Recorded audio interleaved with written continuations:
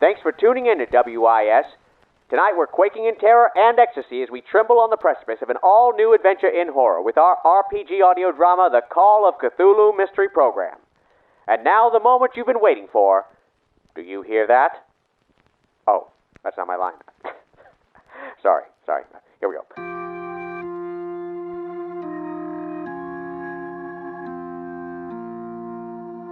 Do you hear that?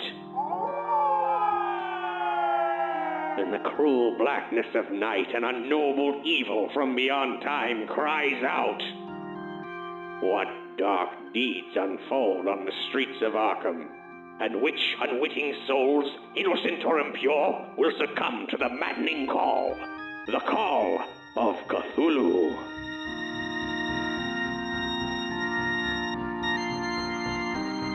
Omniverse, Chaosium, and Hecate brand Witch Hazel are proud to present the Call of Cthulhu Mystery Program live.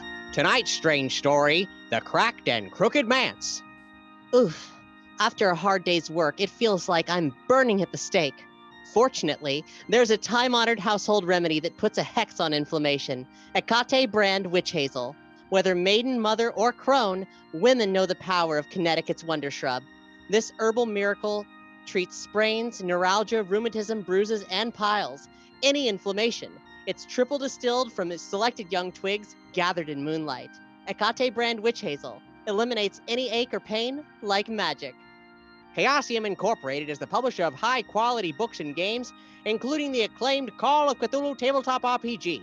Head to chaosium.com to discover forbidden tomes of eldritch knowledge so that you and your friends can succumb to the maddening call of investigative horror adventures just like this one. This is a live production, and it is recorded, produced in Central Florida, Nashville, Tennessee, and Dinwiddle, Virginia, on lands ruthlessly taken from their indigenous people.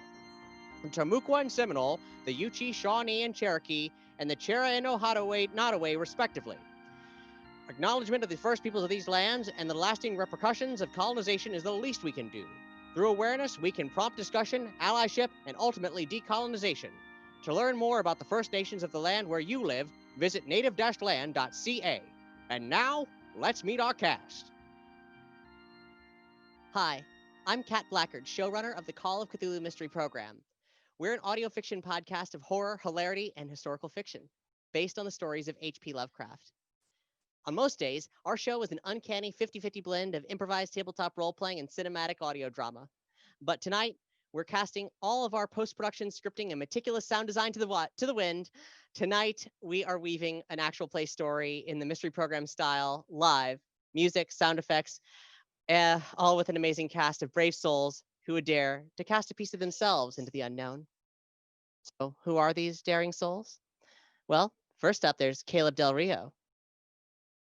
Hello, my name is Caleb Del Rio. I will be playing Perseverando Gomez de Castellano.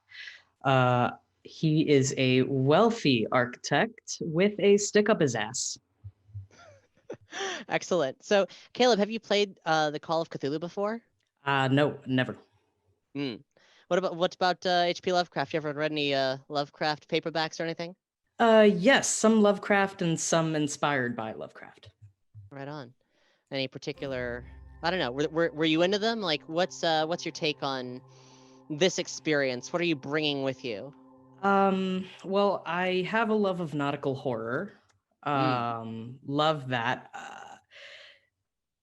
A lot of contentious opinions on the man himself. Of course.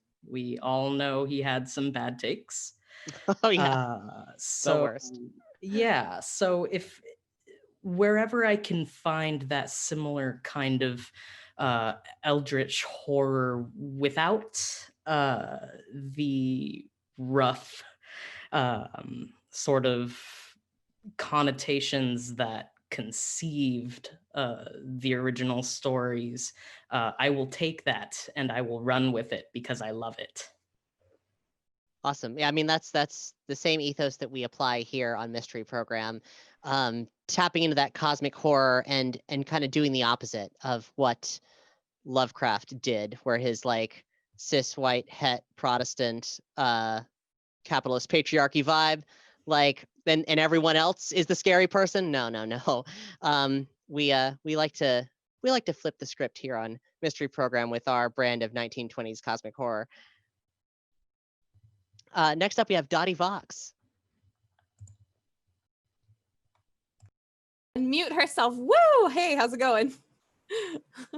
So everybody, I'm Dottie Vox. I will be playing Hazel Martin. Hazel Martin is a recent college graduate and historian. She is studious, she is sincere, and she is a scion of darkness. Wow. Okay, that's heavy. I guess we're gonna be learning more about that. Dottie, people may know you from if people have followed our work with Omniverse and the Nerdy Show Network, they may know you as one of the characters from Dungeons and Doritos, our first tabletop audio drama that we did ages ago. Ages and ages. So, what are you up to these days?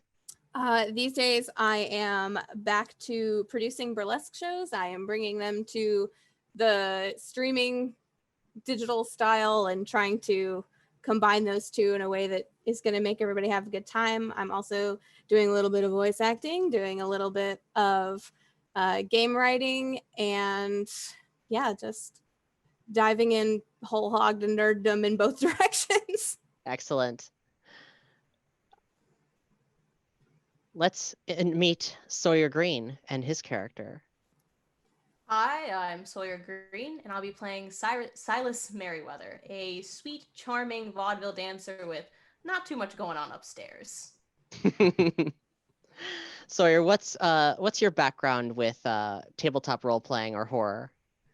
I've listened to a lot of actual play podcasting, and I've been in a few campaigns of my own of D&D, but I've never actually played Call of Cthulhu before, so I'm excited to give it a try. Excellent. Do you have any particular favorite subgenre of spooky media? I'm actually not a super big fan of partaking of horror, but I like being in it. Excellent. I don't like being scared. Sure. Well, that'll maybe make your performance just a bit more visceral for Silas and his antics. Here's hoping. Yeah. And last but not least, a returning face from Mystery Program, Joshua LaForge. Hey everyone, I'm Josh LaForge. I'm host of RPG from Scratch, a podcast where we create and play our own tabletop RPG, and then the sister podcast where I GM that RPG for our friends, where I'm GMing currently a party of anthropomorphic ne'er-do-wells and a million years in Earth's future where everything has gone horribly wrong. But I am returning from having been on here before. I played in seasons 2 and season 6, upcoming Moses Rubin Cubbenfeld, a mountain man who's had a few run-ins with the terrifying. But tonight I'm playing René Morel. He's a French expatriate. He's a jazz musician. He's obsessed with foreign culture, and he's here on a tour of the American jazz scene in the 1920s. Excellent. And he's traveling with Sawyer's character, Silas Merriweather. That's right. Mm-hmm. Riding the rails, I presume. Yeah. Trying our best. So final introductions to someone who anybody who follows Mystery Program knows and loves, our keeper, Luke Stram. Let's talk about what our cast and viewers need to know about how this game is played. Just the not the nuance of it, not the particularities of it, but just the surface level stuff. I mean, I assume if anybody's tuning in because they're a fan of our audio dramas, maybe they've never particularly followed the numbers too much and are concerned about this. I don't think you have anything to be concerned about. It's actually quite easy. But Luke, what do they need to know? Oh, sure thing. Thanks, Kat. So Call of Cthulhu is an investigative RPG where these players are going to shepherd their characters through some kind of an investigation. Most of their character components, the statistics, the meat of their characters, how strong they are, how smart they are, how well educated they are, how quick they are, as well as their skills, what they know, how good of a dancer they are, how good they are in a fist fight, how knowledgeable they are about architecture. Those sort of things are all controlled with percentiles. So they've got a percentage in a skill or a stat, and they're basically rolling against it. 90 is world class, and anything else isn't. Yeah. So the higher their percentage, higher their percentage is, the better they are at it. And basically, they're trying to roll equal or underneath it. But we'll see most of this as it goes along. In addition to that, they also have their luck, which they can use to kind of push the odds in their favor in a couple of different ways. One where they can spend their luck, they can kind of burn it to permanently lose that luck and give themselves a little boost. They can also push their luck, pushing their rolls and risking a bigger threat in exchange for another reroll, a chance at success. So, for example, like I screw up something really bad and it's life or death, and I really, really need to succeed because otherwise it's game over. Obviously, I'm going to cash in some luck. But then if I do that and I still fail, yep, that's very bad. Yep. And so with that, I mean, that's pretty basic. And with it, mind you, that's only for certain things where they may need to roll all of that. In addition, as a side effect of the charity stream, some of our generous donors will be tugging at the strings of fate, so to speak, pushing things in their advantage in some cases that may help bail the characters out. Unfortunately for them, the first of our donors, Hillary, has actually given a bonus dice to me. So we'll see what happens there. We'll get into how that works in just a moment, because all that's tied to the other component of tonight's game, which is that, we're here to have a terrifying adventure, but we are also here for a good cause. We're raising money for the Transgender Law Center. It's maybe no surprise to you that transgender people experience disproportionate violence, discrimination, and poverty. So fortunately, there's organizations like the Transgender Law Center that work to fight and build a better world so that all people can live safely, authentically, and free from discrimination, regardless of their gender identity or expression. The systems that create social, legal, and political violence against trans folks are deeply interlocked, so the work that TLC does is really varied. They help folks on an individual level and also work to change systemic prejudices with laws, long-term programs, and support of grassroots movements. Their work is grounded in legal expertise and committed to racial justice to keep transgender and gender nonconforming people alive, thriving, and fighting for liberation. What they do is really expansive, and we'll be talking a little bit more about that later, but I encourage everybody to look them up. They're an incredible resource. Here's how it's going down tonight. We're working towards a goal of raising $2,500 for TLC. That's tentative. We could absolutely raise more, and judging by numbers so far, people are getting pretty zesty, but we'll get into that in a moment. Along the way, there's a number of milestones we want to hit, and each of these milestones are steps in a ritual, because what we're doing here tonight is a conscious act. Our donations to TLC have the power to change lives, and that's a tremendous thing that we should not underestimate. It might just be money out of your wallet through the internet to an organization, but it is bigger than that. So I invite you all to walk this cycle with us, to take this journey with us, and combine powers with us to make something beautiful happen, enacting positive change on the world. And hey, you may say, well, charity rituals are all well and good, but what's in it for me? I'm glad you asked, my mercantile friend. We have incentives, and they alter the outcome of the game, as Luke said. Donors who give $50 can give the character of their choosing a bonus die on their next die roll. At $100, thanks to your benevolence, a character's sanity loss will be halved.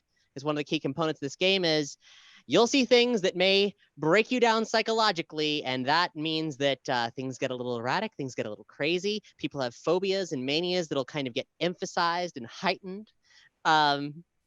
So having that sanity loss halved could be a big win for somebody. And you get to decide who that is before you know what happens, though, because we have to process all this information. At $150, a player of your choice recovers 1d6 health immediately after taking damage. And at $250, you can save a player from certain death, which is it's quite the thing. No one's going to know that they have an angel looking out for them until it happens. So if it's happened at all, it's anybody's guess. There is one final thing. For those of you who like to play with unknowable reality-rending forces beyond your control, if someone donates $2,500 outright, an old one will appear and encounter our players in the game. That is a creature from beyond time and space, an entity which we cannot comprehend. That is oftentimes an extremely bad thing. But we'll see.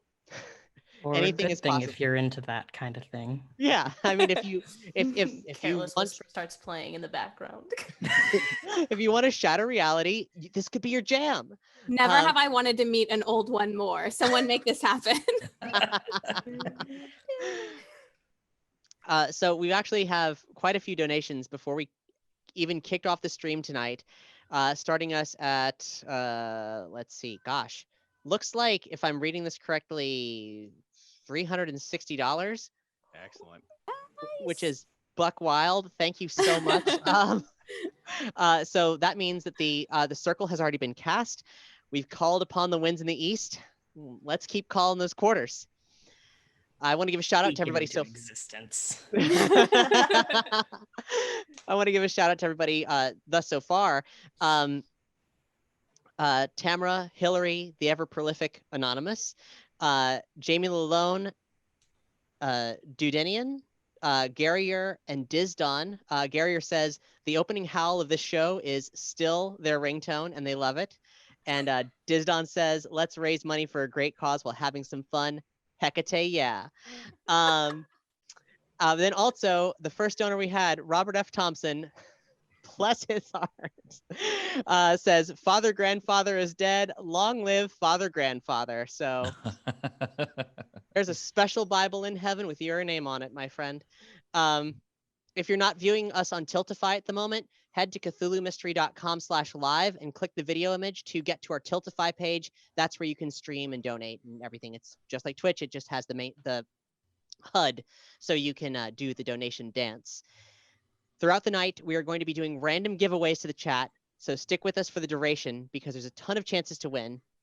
And what you're going to win is, well, Chaosium has generously supplied and also supplied physical and digital copies of their newly remastered edition of Mansions of Madness, the book that tonight's scenario is from. It's 224 full color pages, 5 scenarios, and since all this is improvised mayhem, it is endless horror. So that's quite a value. What a steal. Yeah. You can watch the chat for when we kick off for your chance to win, and watch the milestones for when the next prize drop is activated at 666 and 100666. We are giving away 4 copies of Mansions of Madness tonight. Oh, hell yeah. Nice. And tomorrow. But this is for tonight. And if you want one right now and don't want to like wait for the random chance of it all, well, here's a different kind of random chance that puts the power in your hands. At this very moment, if you share this event on your socials and take a screenshot of that share and then send it to Omnivox, that's OMNIVOX at omniverse.media, we will be selecting a winner at random tomorrow night. So if you really want to get this Mansions of Madness book, and you do, because it is glorious, then take matters into your own hands, you freelance vigilante, you. It's a lot of logistics. I'm sure you're ready to get our game on. We are too.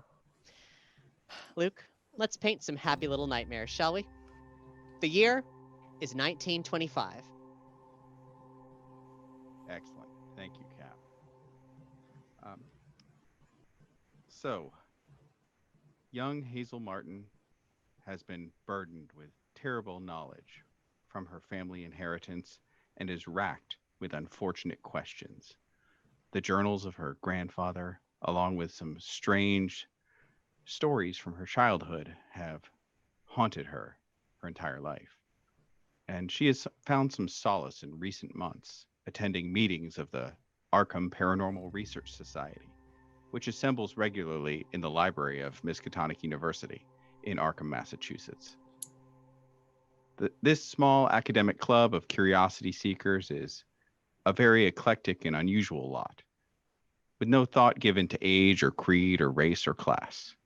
Discussions and debates rage across topics from ancient history and physical sciences to magical practices and metaphysical discussions of alternative cosmologies. As today's meeting has come to a close on this evening, late in February 1925, one of the founding members, a middle-aged antiquities dealer named Charles Pell, who would look like a typical example of white, middle-aged, Anglo-Saxon Protestantism if it weren't for his slightly unkempt hair and his wild eyes, has come to Hazel with an offer. Hello, Miss Martin. I wanted to thank you for gracing us with your presence this evening. True, you don't say much, but your occasional interjections, I think they're well considered. As you may have heard, some of our members occasionally perform freelance investigations, and one of those side jobs has just come up, pertaining to an acquaintance of the society. All of our regulars are kind of spoken for at the moment, so I wanted to offer the gig to you. You seem like a good egg, Miss Martin, and smart as a whip. So it's a paying gig, and I'm sure you can handle it. And I think you'd make an excellent addition to the society's circle of investigators. What do you say? I mean, I've enjoyed my time coming to the society, and I feel like I've managed to learn a lot, and I'd be more than happy to assist if you're in a bit of a bind. Yeah, well, the Dodge brothers, the lawyers, you see, they're the ones who are given this job. They were looking for me to look into it, but unfortunately I can't do it myself. I have some business to attend to. I don't want to get into it now, but regardless, I spoke with them on the phone, and they're willing to have someone else go in my stead, somebody I vouch for, and I think you got the right kind of head on your shoulders for this kind of thing. So with it, I'd be happy to send you in my place. All the money's yours, no finder's fee or nothing. And is there a particular reason why our particular group was chosen to go here particularly? Well, I don't want to hide it from you, but basically somebody's gone missing. A professor by the name of Arthur Cornthwaite. He's kind of an archaeologist, and he has some knowledge and interest in things that have been tangential to what we do in the society. So occasionally we've corresponded with him in the past, and he's gone missing. His lawyers knew about some of what I did in my spare time, and I guess the police they think he's just run off, but I don't think that's the case. Just something about it doesn't feel right, and I don't mean to toot my own horn, but I think my instincts are pretty good for this kind of thing, and I want somebody to try to find him, because he's kind of a snooty guy, but I think I don't think he deserves whatever, if he's run into something trouble. I think he needs someone to help him out, because the police aren't going to do it. Everyone deserves a helping hand. Yeah. It sounds to me like you're probably right about what happened. I've heard his name bandied about the department every now and then, and it kind of doesn't seem like him to just run off. I'd be happy to check it out for you. Well, I'd appreciate it. It's down in Gamwell, Massachusetts. You make your way down to Boston up the turnpike. It's not that far off, but with it, the Dodge brothers would be expecting you tomorrow. With it, the man, he used to throw some pretty good parties actually, but ever since you see, and part of the reason I think there's more to this, back in 23, he went on like an expedition to I think it was Peru, if I remember correctly, and he had some trouble with it, like real bad trouble with it. He didn't really want to talk about it, but I think he might have even been the only survivor, if I remember correctly. And I don't know. He just ever since then had that feeling of a real haunted kind of guy, and someone dogged by some terrible stuff. And well, as I'm sure you've heard in some of our meetings, people like that, so sometimes they they have secrets that are a little too dangerous. And so if you can look into it, like I said, the money's yours, but I just think there's more to it. Here, hang on. And he reaches down and he gets out his briefcase and opens it up. He says, Miss Martin, I've actually got some documentation they sent here. Here, it's you can look at all the details on it. It's a letter from the Dodge brothers, and it's also they had an attachment. They gave me one of his newspaper clippings about him from a month ago. Well, I'm sure these will be pretty helpful.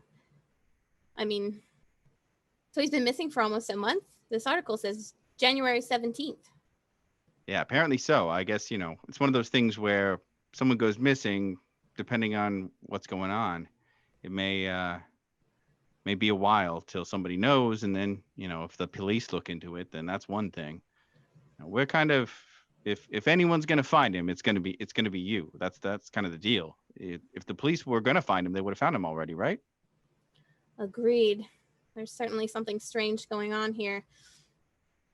You can count on me. I'll go meet with the lawyers tomorrow. About what time are they expecting me? With it, but if you leave tomorrow morning, you'd probably be getting there in the early afternoon. I can have them expecting there, around lunchtime. That sounds about right. Excellent. Well, if you want to make your way out there, I really appreciate it.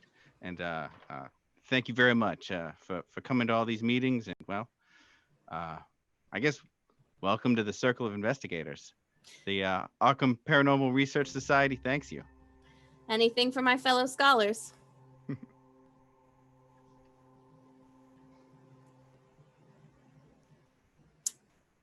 And with that, Hazel prepares herself to make her way down to Gamwell, Massachusetts. The next day,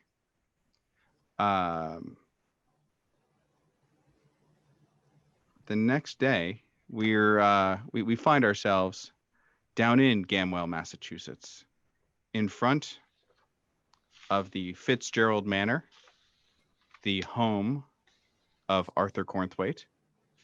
And he's located on the outskirts of town. The town itself is a small town, almost the kind of thing that if you didn't know where it was, you wouldn't find it. A single main street, a few stores and buildings, mostly there to support the local farmers and agriculture of the area. But it does have its own share of old money, these older estates that pepper the landscape on the outskirts of Gamwell. And one such estate is the Fitzgerald estate, owned by Arthur Cornthwaite. And what we find there is an old stone fence topped by rusting metal decorations. And at the center, an old gate, wrought iron, chained shut. In front of it is a car parked with 3 men, all in dull gray suits, their hair in various stages of retreat from their foreheads, one of whom has a rather respectable mustache about him.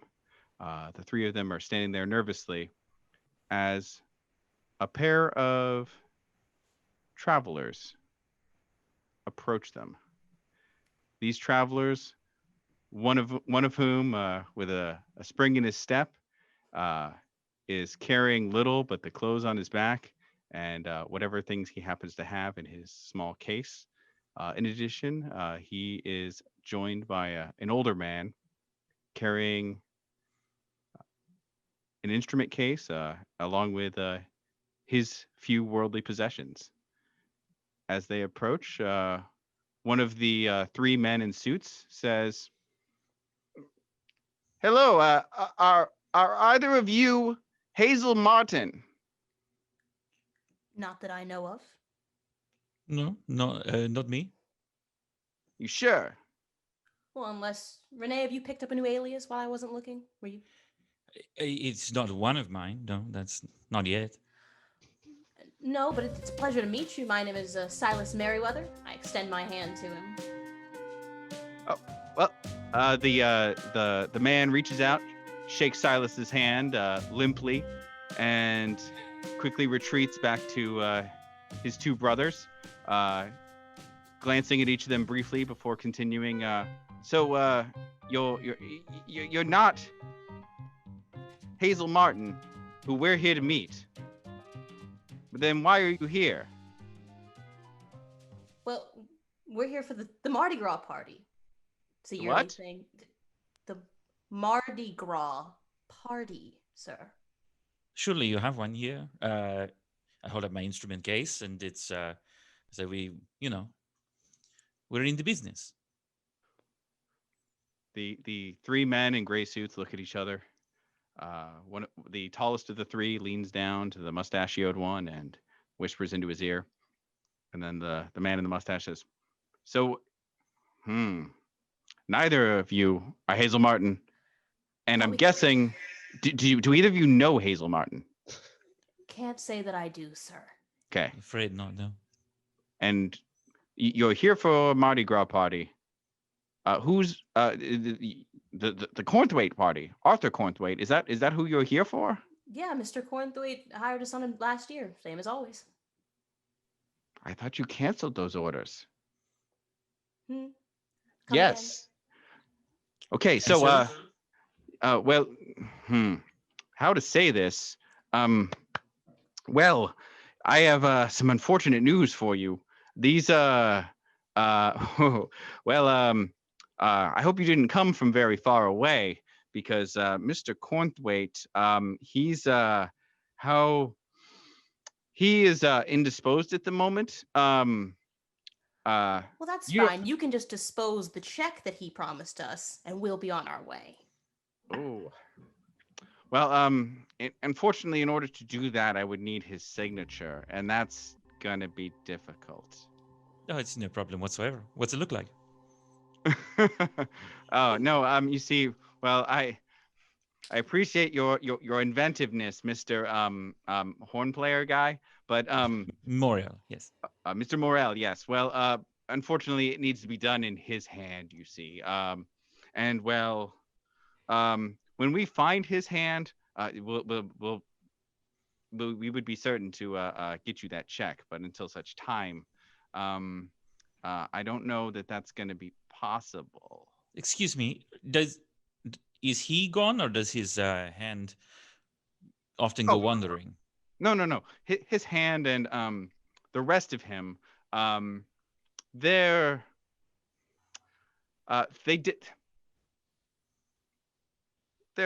probably not dead, and may just be missing. I don't like that it's probably. I'd like a certainty.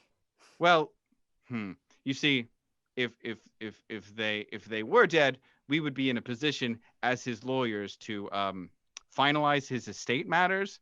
But unfortunately, as he is in a limbo, kind of a legal limbo as to the state of his aliveness or deadness, I'm afraid we're not really in a position to pay out for party entertainers for a party that unfortunately isn't happening.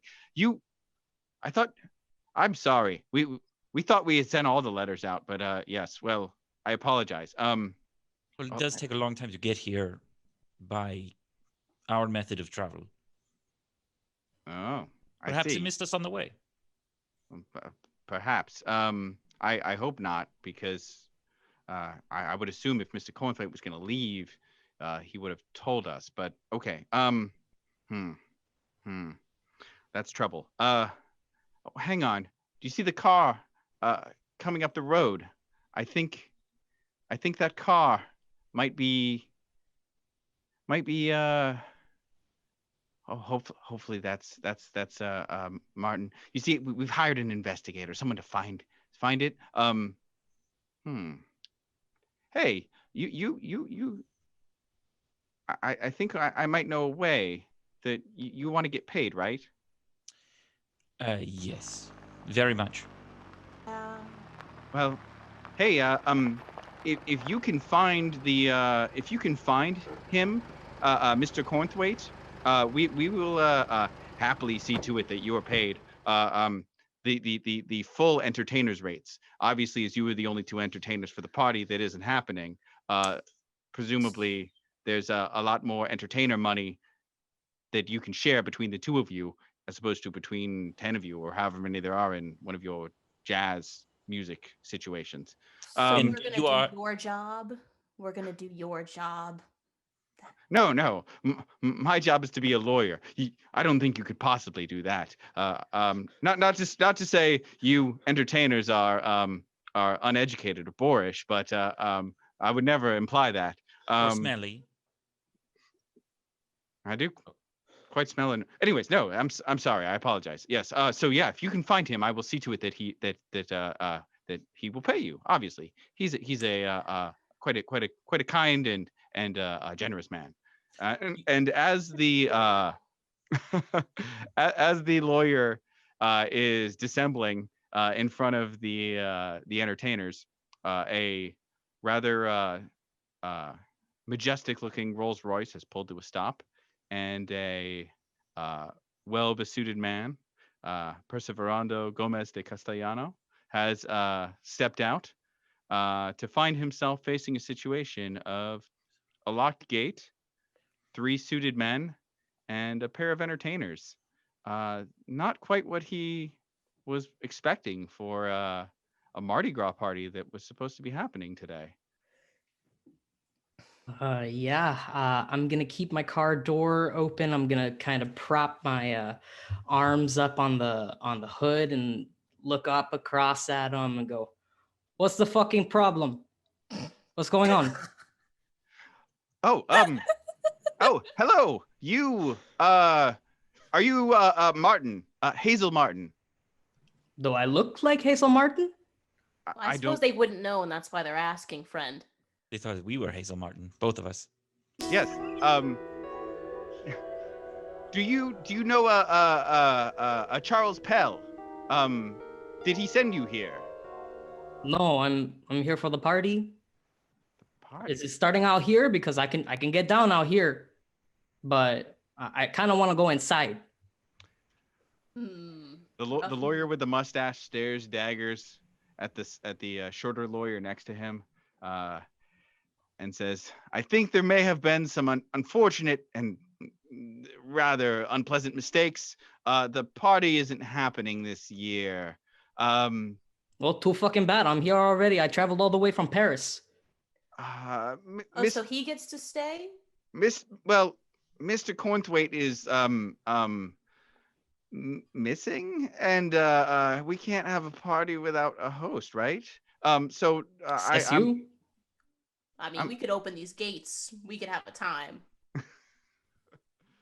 That's delightful. But no, I don't know that would be a good idea. Well, I suspect we'll be finding Mr. Cornthwaite soon. After all, we've hired a professional who is apparently none of the 3 of you, although the 3 of you are here.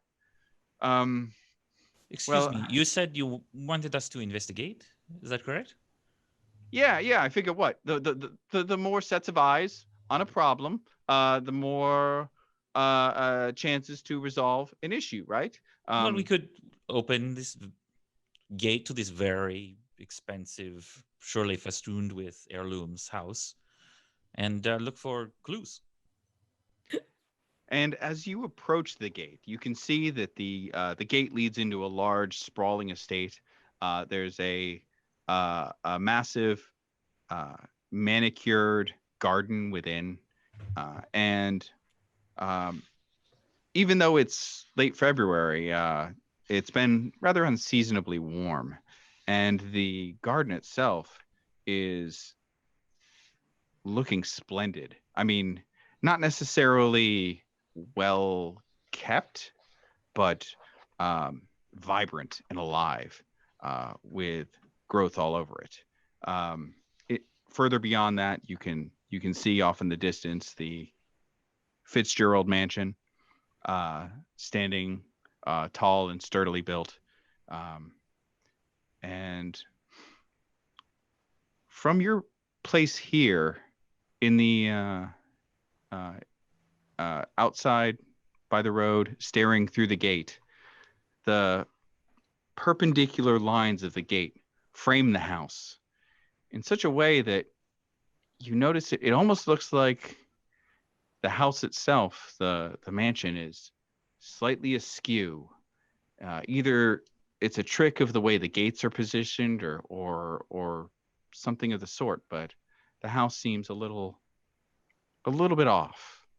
And as you're looking at that, and as the lawyers continue to look increasingly concerned about the situation that they found themselves in, another car begins to approach and slow down. My car's not as nice as a Rolls Royce. No, it's not. An old, battered Model T putters to a stop in front, bringing the total cars now to 3. And a young woman steps out. I'm so sorry that I'm late, Mr. Dodge. I'm so sorry that I'm late. And as she steps out of the car, a pile of books falls out of a big leather satchel. She was trying to maneuver out of the car at the same time that she was getting out of the car. So she steps out and she starts cramming books back into this satchel before slinging it over her shoulder and kind of shuffling up to the gathered persons standing at the top of the driveway. She's a little out of breath by the time she gets there, and you'll notice that she does walk with a little bit of a limp on her left leg. I'm so sorry that I'm late. Which I was told I would be meeting the Dodge brothers. I'm assuming that's the Suits. So I'm here. We're just here for mood music, don't worry. Oh, I beg your pardon? It's a joke, sweetheart. Never mind. Oh, Nice to okay. meet you. Nice to meet you too. I'm Hazel Martin. We see the resemblance. What? Yes, I'm a private investigator.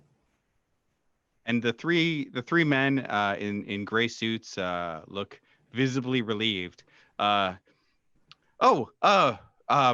Miss Martin. Yes, excellent. So Mr. Pell had glowing things to say about you. He said you were quite a good egg. He was very specific on that, and that you knew your way around an investigation despite your age and your womanly persuasions. With that, we've taken the liberty of acquiring you a pair of assistant investigators. This is Mr. Morel. He is a musician, but don't let that fool you. I suspect he is more than that. And this is I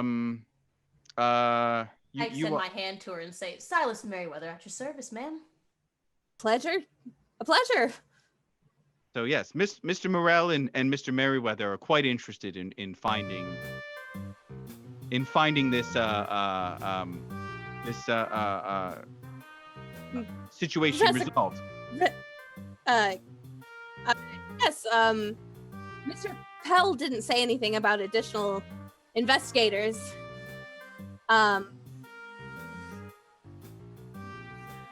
Is there? Do I get keys? I'm sorry. This is the first. This is the first time I've actually had to meet up with the lawyers before doing an investigation, which I have definitely done before. Which keys would I need? Oh, yes. Well, with that, Miss Martin, just to formally introduce myself, I am Walter Dodge. This is my brother Reginald Dodge, and this is my brother Herbert Dodge. Well, we are the executors of Mr. Cornthwaite's estate and his finances and all of that sort of thing. And so with it, I'm sure you've already gotten the breakdown on everything. We've got the keys here. Reginald, hand the young woman the keys. These you'll find the keys to the gate and the keys to the house. Additionally, with that, if you should need any other basic information, I may be able to answer questions about our fine town and our wealthiest denizen, Arthur Cornthwaite. Well, very wealthy, you're saying? Oh, well, certainly. The kind of man that would own the Fitzgerald estate and throw yearly Mardi Gras parties and then forget to cancel them because he became a recluse. But that's neither here nor there. And you did say dead or alive. Is that correct? You manage his estate if he's gone as well? Well, okay. So, with it,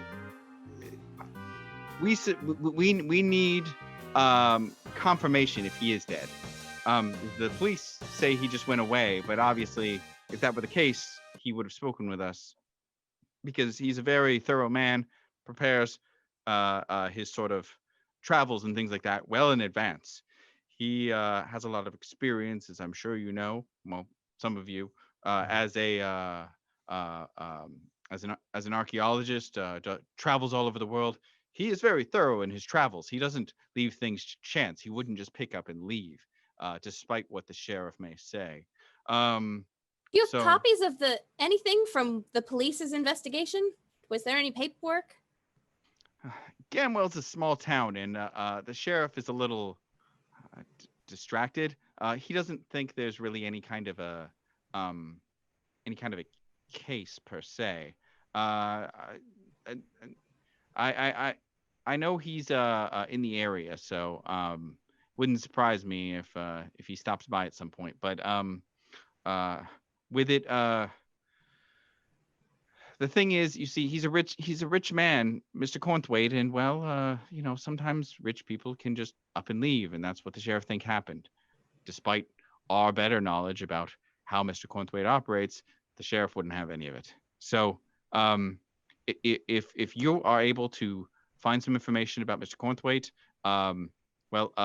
Miss Martin, and he kind of leans closely and kind of shields his hand with his mouth, specifically trying to make it so that the entertainers aren't able to hear him. Your $100 will be yours if you're able to find any proof. If you're able to do it quickly within the week, there will be a bonus. Very smooth. Inconspicuous. That all seems about right. I mean, I guess inside the house is a good place to start as any. I just have one final question, and that's, who is he? Mr. Richfellow. He, are you friends with Mr. Cornthwaite? Oh, you can call it that. I come to his parties every year. We get into arguments, and it's all good and fun. I was looking forward to this year. I finally came up with a rebuttal for last year, but that's how it goes sometimes. So how are you investigating then, or I'm sorry, I'm confused. Well, I suppose I am now, because these two showed up apparently 10 minutes before I did, and now they're investigators, so I just figured. Speaking of which, you two, if he should show up dead, the estate will pay your entertainment fees if you are able to help Miss Martin secure proof. Does that sound agreeable? Oh yes. We do need to eat. That is a fact. I suppose that this will be fine. It'll be fine. And Miss Martin, with the keys yours, you are welcome to stay in the house as long as need be. No need to incur additional fees. staying elsewhere, but the house is yours for the duration of your investigation. If you should find anything, there's a phone up on the second floor. If you should need anything, feel free to call us. And he hands you a small slip of paper that is a business card for the Dodge law firm with their phone number on it. Okay. Oh, that's your business card? Oh, all right then. It's not like there's a hotel in this town anyway. Does that offer to stay here extend to assistant investigators as well? It's a pretty big house. I mean, I suppose so. But now this goes for the lot of you.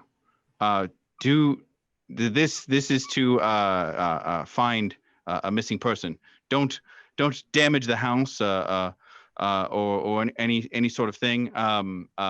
Please keep in mind that this house has a very substantial dollar value. And if Mr. Cornthwaite is alive, he wouldn't want it destroyed. So try to keep your investigation reasonable. And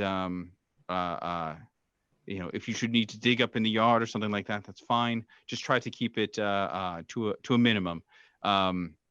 If he should have passed and you find evidence of his death, well, even then, this house does have a certain value to it, and perhaps there will be a bonus if you're able to keep it in one piece. Otherwise, if any significant damage befalls the house while you're here, we wouldn't have the money to pay you everything, would we? Don't worry, Mr. Dodge. We're not going to scratch up the drapes. Rest assured, Mr. Cheap Suit Lawyer, I'm an architect, so I know what I'm doing. Well, yes. Well, thank you, Miss Martin. Mr. Gomez, was it? Yes. If you're able to find Arthur Cornthwaite, let us know as soon as you can. Either drive back to us in town or give us a call, and we will see that everything is dealt with as quickly as possible. Now, in the meantime, I suppose we will take our leave, and you're welcome to explore the grounds, look for clues or whatever it is that people of your persuasion do. I think we can take it from here. And he smiles nervously and looks to his brothers, and they kind of back away from the lot of you and proceed to make their way to their car. Now, Silas, the sheriff of this town seems worthless. Yeah, as par for the course. But these gentlemen could have walked in that house, but they chose not to. Why? Something I've been wondering. They did seem awfully nervous. Yeah. Well, from the look of it, the professor really let this place go to shit. That is one way to put it. Did you know him to have large dogs? Perhaps they were scared of that? You don't recall him owning any kind of dogs or animals of any type, really? No, he was not a dog person. Perhaps some superstition. If you subscribe to that kind of thing, maybe. Scared of a little ghosty? Ooh, and I kind of waggle my fingers in Renee's face. Well, guess we should head inside then. There's nothing much more to be learned out here. Let's go see what the inside looks like. See if there's any kind of struggle, or maybe he left a journal behind or something that police missed. The way. Very well. Yeah, so I head up, unlock the gate. Probably need some assistance pushing it open if it is a heavy gate. Yeah, with that, you unlock the chain and loosen it from the gate, and the four of you push the gate open. to the grounds of the Fitzgerald property, and it sprawls out before you. The massive decorated garden, the fountain at the center of the driveway, and then beyond that, the mansion itself. All around you, the growth of this garden. It as you step into the driveway itself, the garden itself, it's definitely thriving in this climate. And some of the plants that are growing here look a little strange and unusual for this kind of a place. I wasn't aware that Professor Cornthwaite was such a botanist. I mean, do they look tropical? What do they look like? Well, a lot of you, you can make a science, botany, or biology roll if you have that. Otherwise, you can roll natural world, the skill.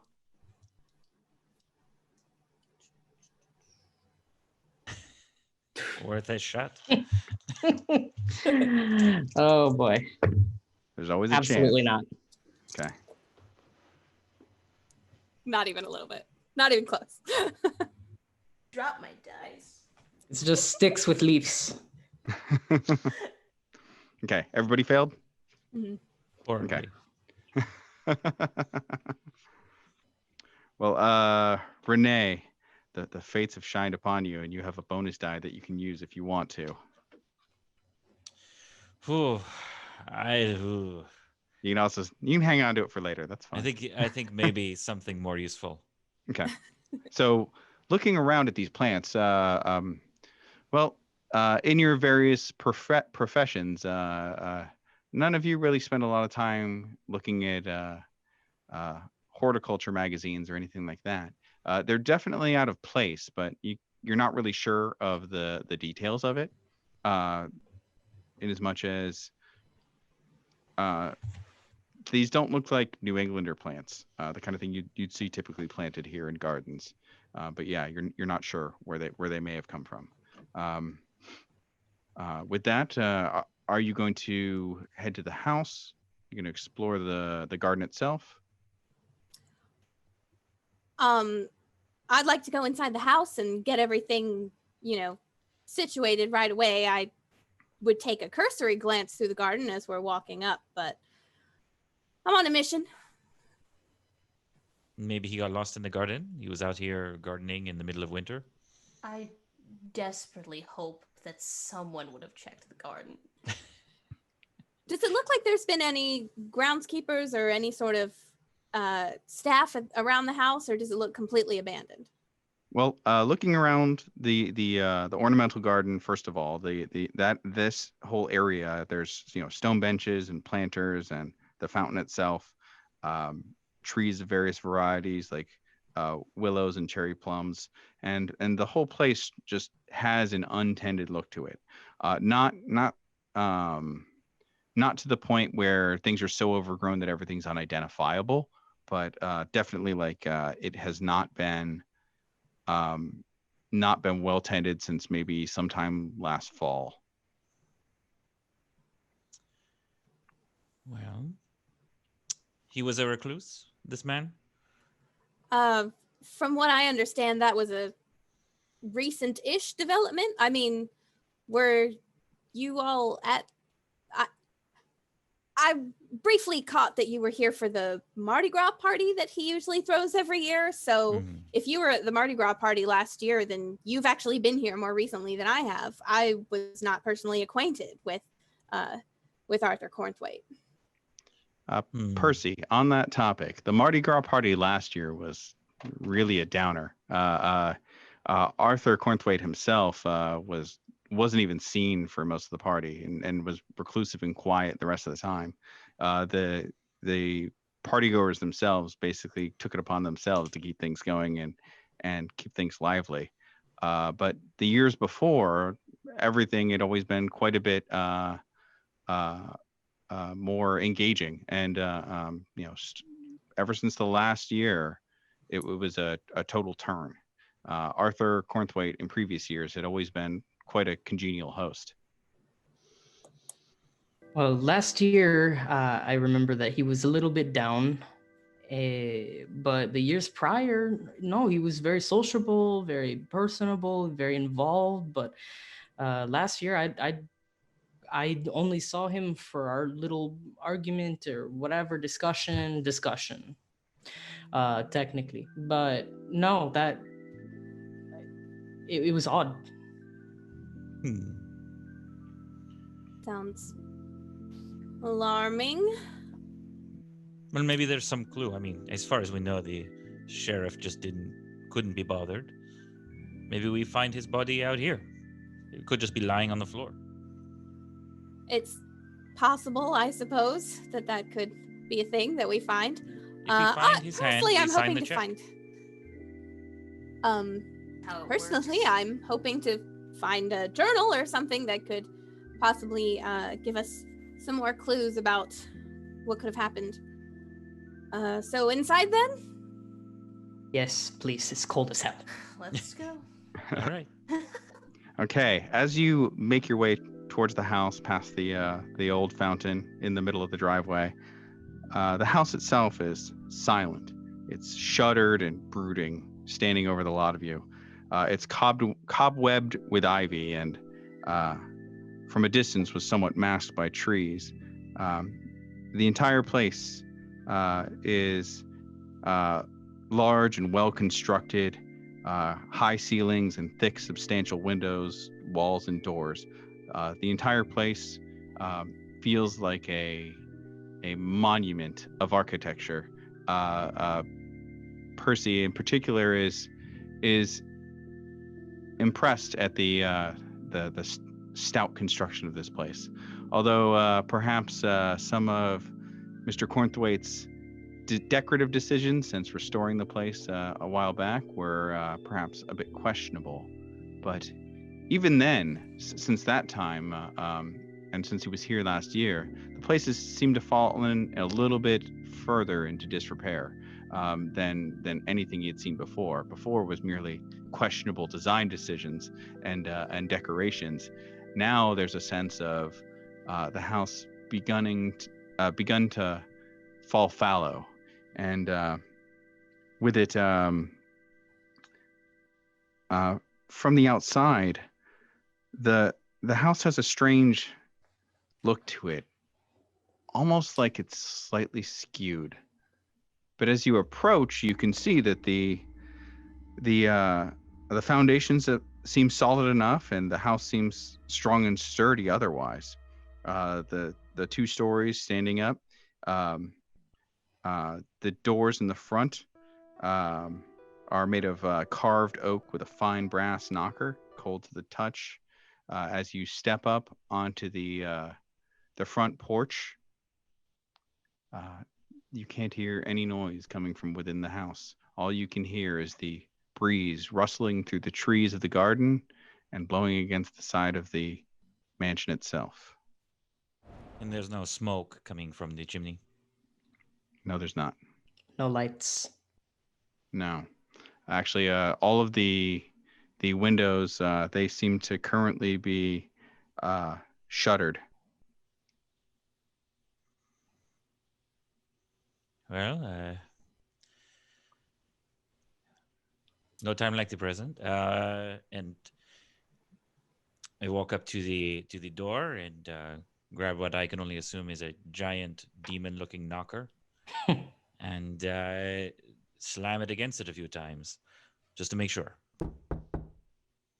And with a banging rattle, the knocker clacks against the door several times. You can hear the sound echoing inside. And other than that, it's only greeted by silence. I push on the door. Okay.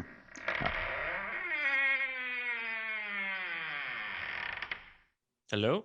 After unlocking the door, it actually doesn't initially push open. It requires more of a shove before giving way suddenly and creaking. It's almost as if the entire door jamb itself is slightly misaligned. And as you swing that door open and look inside, the interior of the place is shadowed in darkness. And there's no sound answering, no voice replies. And looking around inside of the place, you can all quickly see that this, from what you can see of the light shining in through the front door, would be a fairly nice place in better days. This mansion has, well, that sense of fallowness to it, of being left untended, is even worse inside. There are signs of moisture damage here and there, pooled in the corners. Not active puddles of liquid or anything like that, but just signs that there are perhaps leaks, maybe in the roof. And they run across the walls, the floors. The entire place just has a sense of decay and loss to it. Those lawyers were full of shit. This place is already racking up so much money on repairs. Look at this, and I'm gonna try to open and close the front door. Yeah, the front door, it for parts of the swing, it's perfectly fine, and then it suddenly just hits the floor, and then you've got to push it the rest of the way.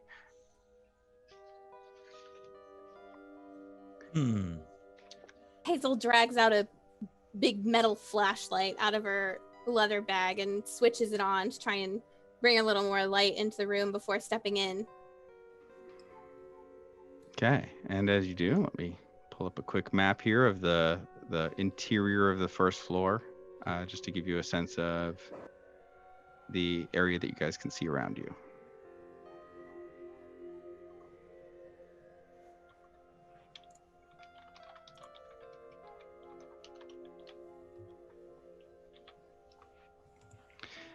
And the door at the bottom is the front door that you're swinging in. And this opens up into a foyer area that then kind of opens into a larger central hallway with a set of stairs leading up to the second floor.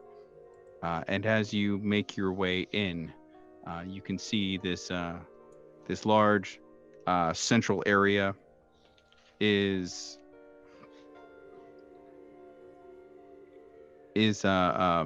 leading to the left with a hallway. There's another hallway off to the right, and another hallway towards the rear that seems to lead towards the back door of the house. This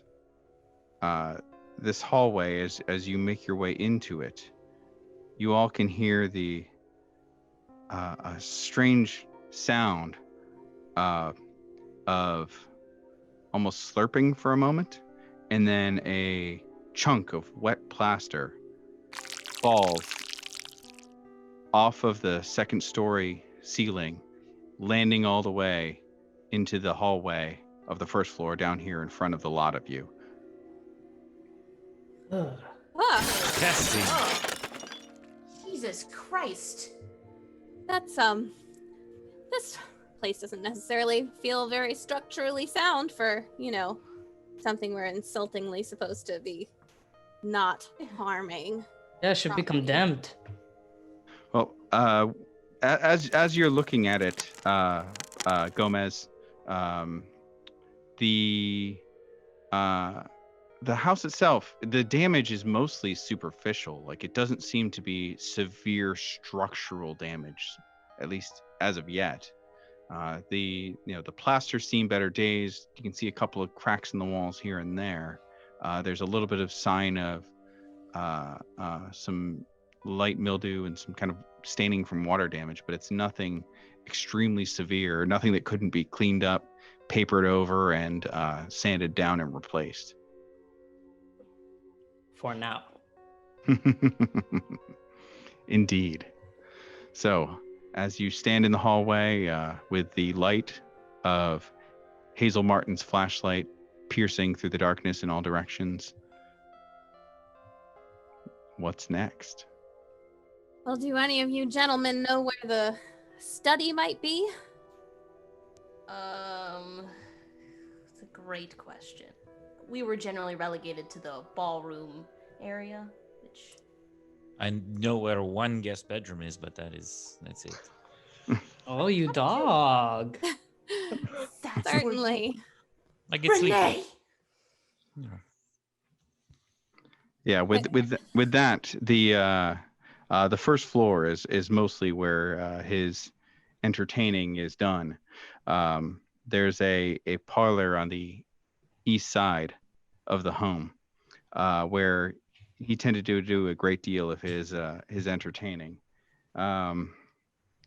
In addition to that, there's a dance floor, kind of his general party room, so to speak, which is in the northwest corner of the building.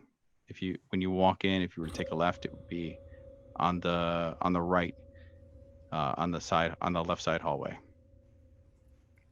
So with it, is that where you guys would like to go first? As good as any. Do any of you know if there's power that goes to this house, or a fuse box or something?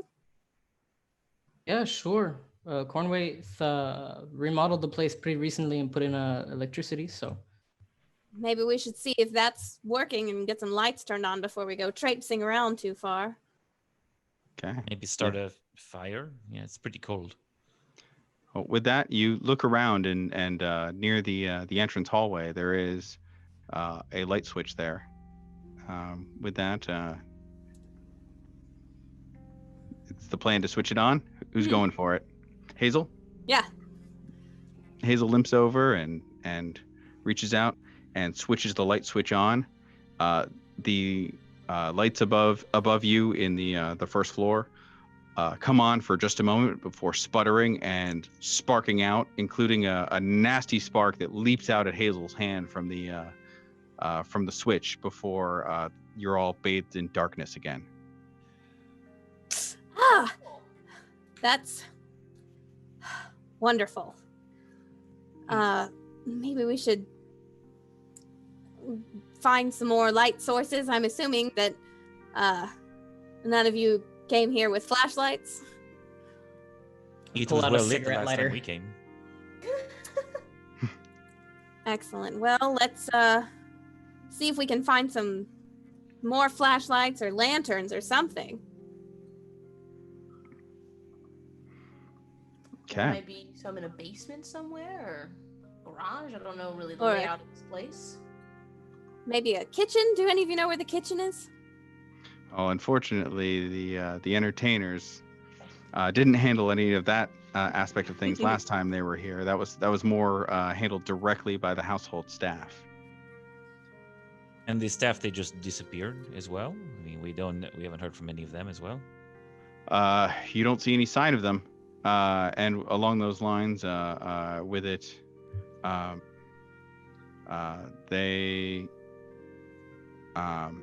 the lawyers at least didn't offer up any details of them. But I mean, that's always something you're welcome to try to find that phone and give them a call if you want to see if they know anything about it.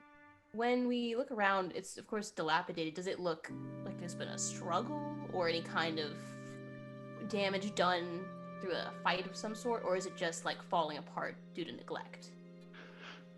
Well, it's falling apart worse than it should be for as long as this guy has supposedly been missing.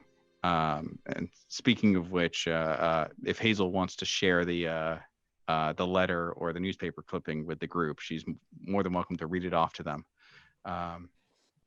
But with it, it doesn't seem like there's been any kind of like massive fighting in here or anything like that. I mean, there are some cracks in the walls, but it's not like somebody's been thrown into the wall and cracked it.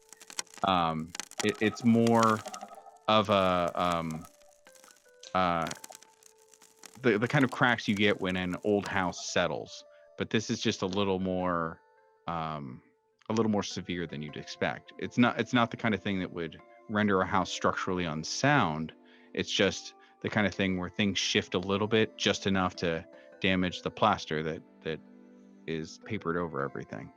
And you said the plaster was wet when it fell? The chunk of it that fell, yes. But the bulk of the plaster seems dry for the most part. There are occasional wet patches, but mostly it's just signs that there has been wetness here in the past.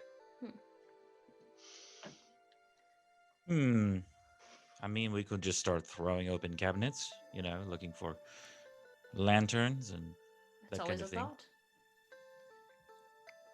All right, let's do it. Let's find some other light sources because one flashlight's not going to do it for all four of us. You want to split up or? Always a good idea. Okay. There's one flashlight. Yeah. No. At least until we find more light sources. I don't know that splitting up is a great idea. Yeah, I can't rely on my dazzling personality to light up every room. So. Okay, so assuming. So where all do you guys want to head? What direction? You have the.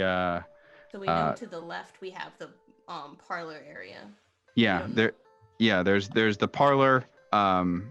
Or sorry, the ballroom, which is kind of like to the left top. On the right side is the actual kind of sitting parlor itself, where there's music and entertainment and things like that. But those are kind of the two primary rooms, along with the hall where most of the entertaining is done during a party. So other than that, you're not really too familiar with the rest of the layout of this place. But with it, there are a number of doors kind of in all different directions around you. There's an extended hallway off to the right that kind of curves around that you can't see exactly where it goes. So you've got any door. Yeah. Shall we start off to the right then? Sure. Yeah, and you can go ahead and check the map of the first floor that I put up. Mm-hmm. So you all turn to the right, down the long hallway that curves off into the house. Mm-hmm. There is a door on the left from that hallway. There's a door there's two doors on the right, and then the hallway itself kind of curves around the corner. Shall we just start with the first one that we come to and see if we can find any more ways to not be in the dark? Good a plan as any. I mean, it's just an old house. Why are we being so slow? It's fine. We can just throw open all the doors. I go to open the first door on our right. Okay. So making your way down the hallway, you grab the door on your right and try to throw it open, and it doesn't go at first. You actually have to push some muscle behind it to kind of lean on the door before it pops out of the jam and then flies open. Inside is a study. This place is fairly well appointed. There's a roll top desk with a book lying open on it, as well as a number of additional books and materials. There is several maps that are located along the walls, and a large pull-out drawer that contains, well, from the look of it, probably a number of different maps of various sizes and proportions. The room itself seems to be in a little bit of a better condition than elsewhere that you've seen in the house. There's not as much sign of that wetness or that moisture damage in here. Immediately forgetting that anyone who is not a book exists, Hazel goes right into the room, right up to the desk, right to the book that is open on the desk to begin poring over this information that's been laid out before her. Okay. And with that, taking a look at this book, it's titled "The Missing People: The Tribe That the Jungle Swallowed" by Thomas Pratt. And with it seems to be an archaeological tome. Let me go ahead and give you the forward for it.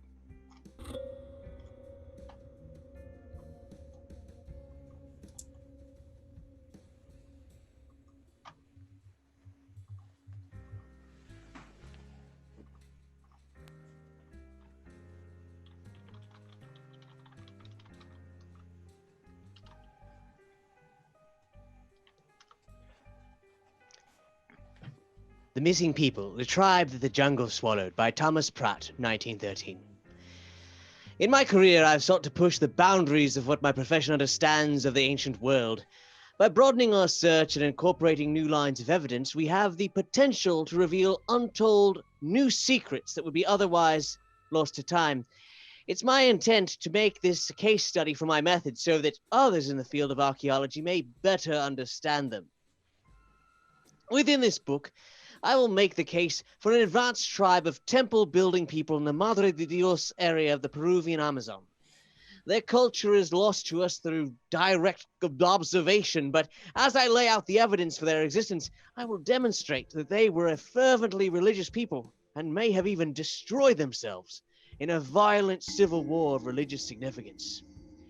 Elements of their work can be found in other architectural discoveries throughout the region, as well as anthropological studies of the pre-Columbian stories of the tribes within the departamento. As you can see, a common theme in this lost tribe is their Great Dome, which recurs within carvings and art recovered by colleagues of several disciplines within the region.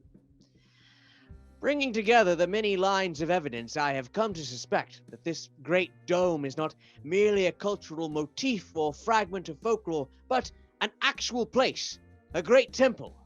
Given its appearance in art beyond the life of the culture itself, I have reason to believe the temple may stand to this day. In my concluding chapters, I will discuss what little we can know of this Great Dome, which may well contain the last tangible evidence of these missing people, their beliefs, and their cultures. And that's the author's forward to the book. Flipping through the other pages, it generally seems to be more of the same. And with that, we'll bring ourselves to the intermission.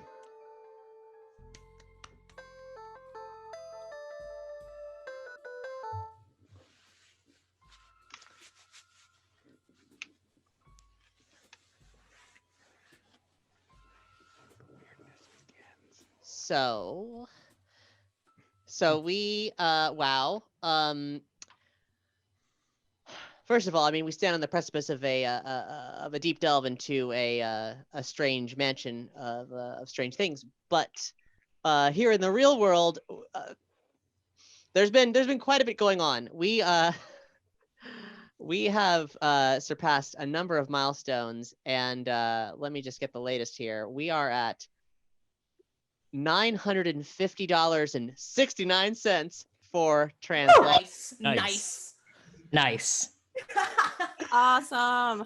Very, very, very nice. Some select comments from the group. Love the show and the cause. Still laughing about Father Grandfather, says Alicia Garcia.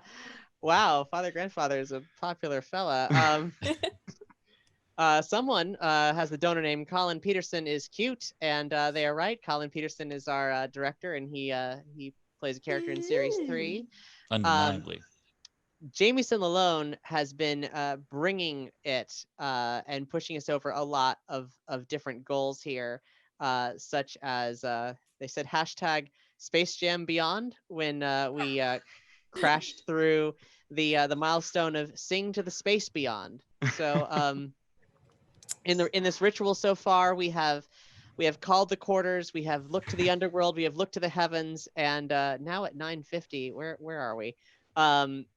We have drawn down the moon, one of the most ancient ritual practices of goddess worship. So next up at $1,150, the priestess will open the door now that powers have been drawn down and the natural world has been recognized like that. Boy. So let me tap into these other comments here. There's lots of people to thank. Shout out to MCS. Shout out to all the anonymouses out there. Gil says support trans friends. Brian Pittard contributed. Tord Skoog is who we can thank for that 69 cents. I am very Nice. a fellow grabber of low-hanging fruit. I appreciate it. Dan Blake contributed to a, I'm not going to say how much exactly, but, well, actually, no, I'll go ahead and say it. Dan Blake says, as much as I want to aid the forces of chaos, disorder, and madness, Mr. LaForge makes a damn good pulled pork, so 1 dice in his favor. I'm sure he'll use it. Thank you. That's where you got Dan, that you're a bonus saint. dice. Love it, Dan. Jared Pope says, do what thou wilt. And the Mighty Dean has contributed, saying, very strong cause, praise the sun. Dean! This is for an hour and a half in. This is an amazing turnout, and we are pretty dang close to the halfway mark, which would be $1,125. So thank you everyone so far. This is an incredible outpouring of giving to the Trans Law Center. I want to say a few more words about TLC. So I mentioned before that they have a very sweeping presence in regards to what they do for transgender and gender nonconforming people.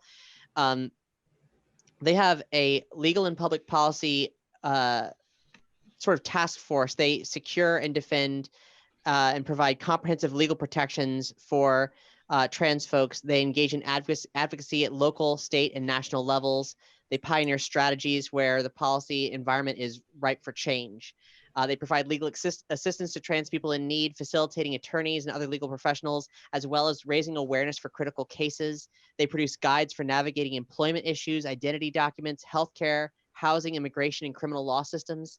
They offer programs that develop leadership and organizing skills. They link up trans activists with organizations and do what they can to raise awareness, shift public opinion, elevate the voices and experiences of trans people within other progressive movements. They keep themselves highly adaptable because the cases, projects, and community needs shift and develop. It's such a multifaceted cause that they're undertaking. So it's really incredible organization, and I encourage everybody to go to their website to look up some stories of the different people they've helped, the things they've done.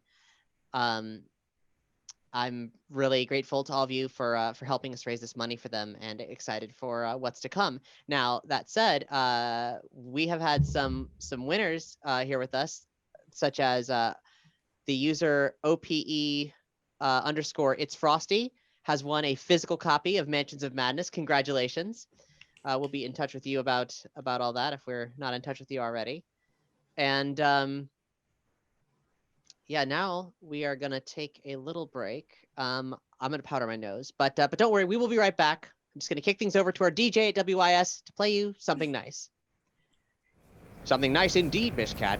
If you're a longtime listener of the Call of Cthulhu Mystery Program, then you're now no doubt familiar with one of our favorite musical troops, Walter Sickert and the Army of Broken Toys. They've just put out a new record called War Gospel. It's a fiery battle cry, an anthem of hope, an anthem of love, an anthem of revolution, because the revolution of love must be fought. This is a track called OPM.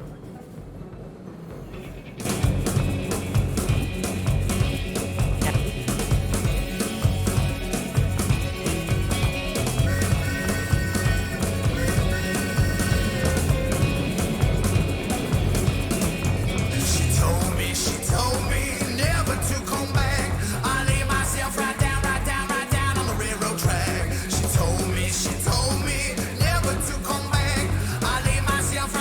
down, right down.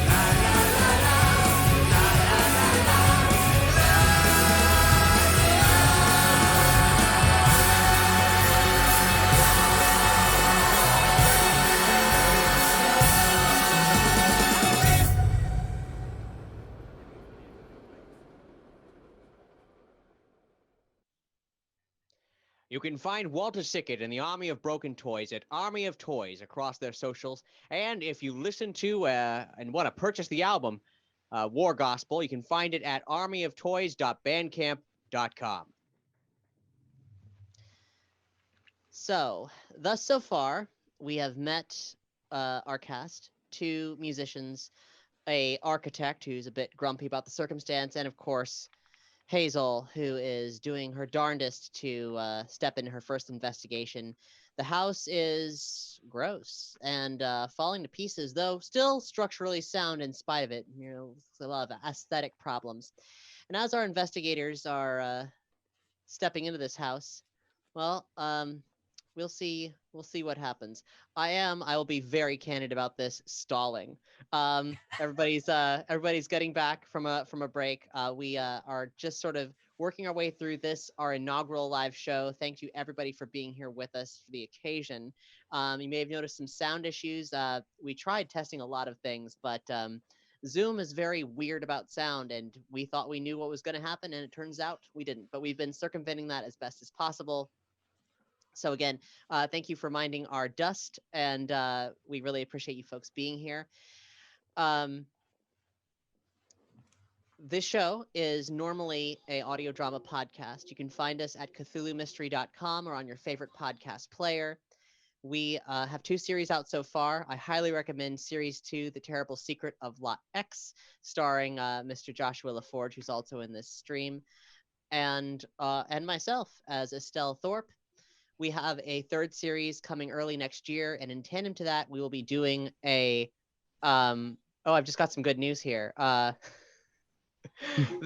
Some very kind donors have very tactfully pushed us to $969.69. Nice. I love you, you sexy people doing Double sexy. nice.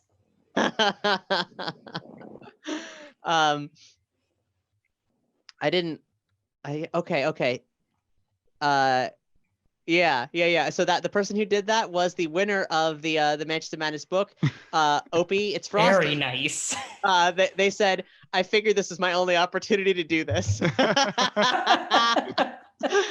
You are a true champion. I celebrate your very powerful energy. You're a winner in many capacities tonight. So where was I? Let's see. Oh yeah. So in tandem to the release of Series 3 early next year, we're going to be running a crowdfunding campaign to help us fund post-production for Series 4, 5, and 6. We have recorded all of those series and just need to produce it. But this show is very expensive to make. We have some incredible talent on board, though. For example, Series 4, we have as a principal character of the show, Sarah Ray Werner of Girl in Space and Liam Malone of RPG from Scratch. They are both playing 2 down-and-out Bureau of Investigation agents on what they think is probably going to be their last case, because Sarah's getting kicked out for being a woman because it's the 1920s and everything is awful. And Liam is has some socialist viewpoints that don't really suit the administration. So they are down and out and being sent to Arkham for some general housekeeping, and we all know that that's not going to go as expected. So that's Series 4. And in Series 5, we follow a group of criminals who are on the hunt for some fishy gold from a little town you may have heard of called Innsmouth. A notorious gangster called the Hatchet has heard that something has gone on there and there's money to be made. So he's calling in a bunch of down and out criminal folks who owe him some favors, and they're going to risk everything to find this Innsmouth gold. Then in Series 6, we have the long-awaited return of the other power couple from Series 2, Moses and Oswald, John Sebastian LaValle, our producer, who also plays Oswald Sinclair, and Josh LaForge, who plays Moses Rubin Kubenfeld. They are going to New York City This is in both series 5 and 6. We're stepping away from Arkham for some other kinds of sweeping paranormal adventures. So this crowdfunding campaign is going to help us fund the post-production costs that we need to complete all that, to pay for music, sound design, to hire additional voice actors, and also I have some scripted standalone audio dramas that will be sort of they stand on their own, like I just said, but they're prologues to these stories that feature these characters and these actors, and build on the world and offer even more of the history than these cosmic horror tales can offer. Of course, these are still cosmic horror tales. And yeah, I'm still vamping. As soon as the entire There we go. We're almost ready. So we have we still have a giveaway going on. I believe you just pay attention to the chat and you can get a Mansions of Madness book. So please keep your eyes peeled for that. I think if you type !Cthulhu, you win a PDF. I'm sorry, I'm not like connected to that chat. We're in a million layers of internet right now, and I'm like trapped in my very particular box, as you can see. So I think we're ready to go. Are we ready to go? Okay, looks like we've got everybody ready to go. Well, we have to transition to the wide shot, and I'm still waiting for that. This is live television, folks. Okay, we're cutting to the narrator again. Looks like. So I'm gonna do another recap. The cast of this program, they've all gathered inside the house, and they are on the verge of discovering what comes next, discovering the history of Arthur Cornthwaite, and hopefully finding out what happened to him. And as I've done this before recently in the chat, I'm just gonna call it here and let the characters tell the damn story. Okay, so I'll see you later.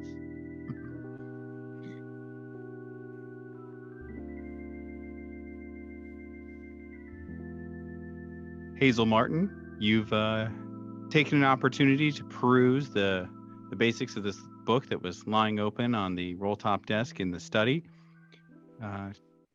Definitely seems a little bit out there. Anyone who has any familiarity with archaeology or anthropology can make a roll on those skills to learn a little more about the book. And That I've would got be me. some anthropology as well. It's small. That would be an up 4 under 57. Okay. Well, Hazel, you remember that name, Pratt. He's a bit of an odd bird, and well, not altogether on the outs with his compatriots in the archaeological community. He is not exactly seen in the best regard. Some of his ideas and his books are considered a little bit on the fanciful side.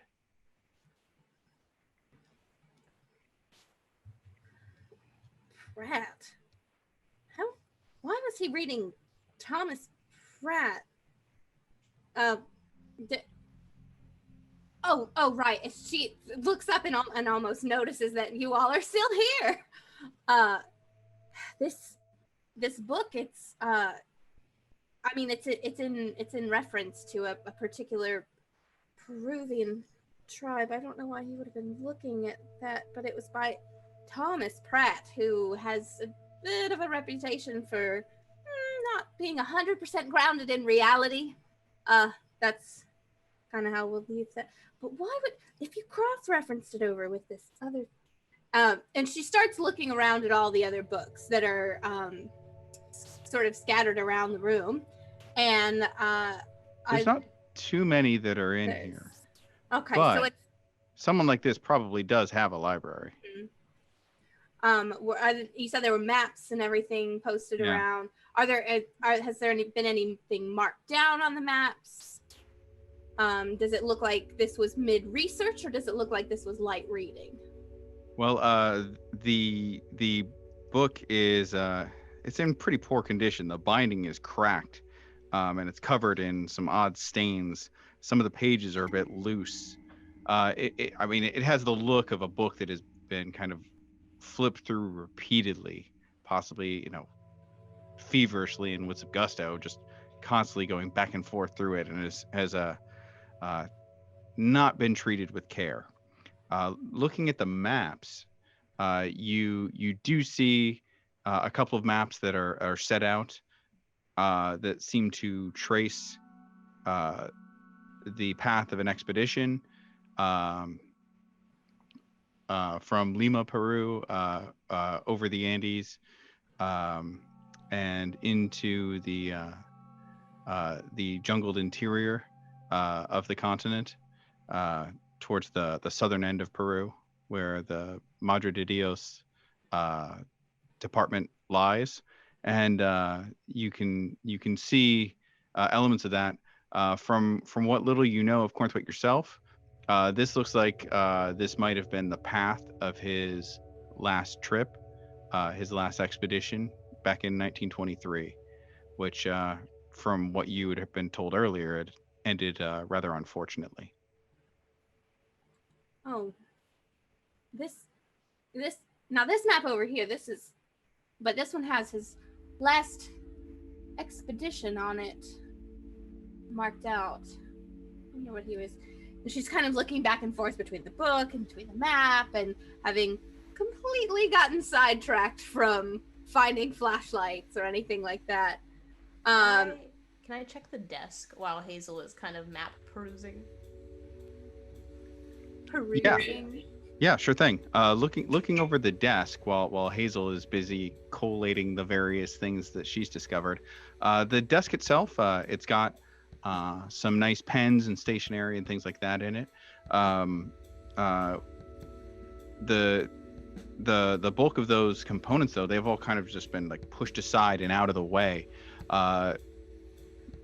With it looks like it hasn't been used.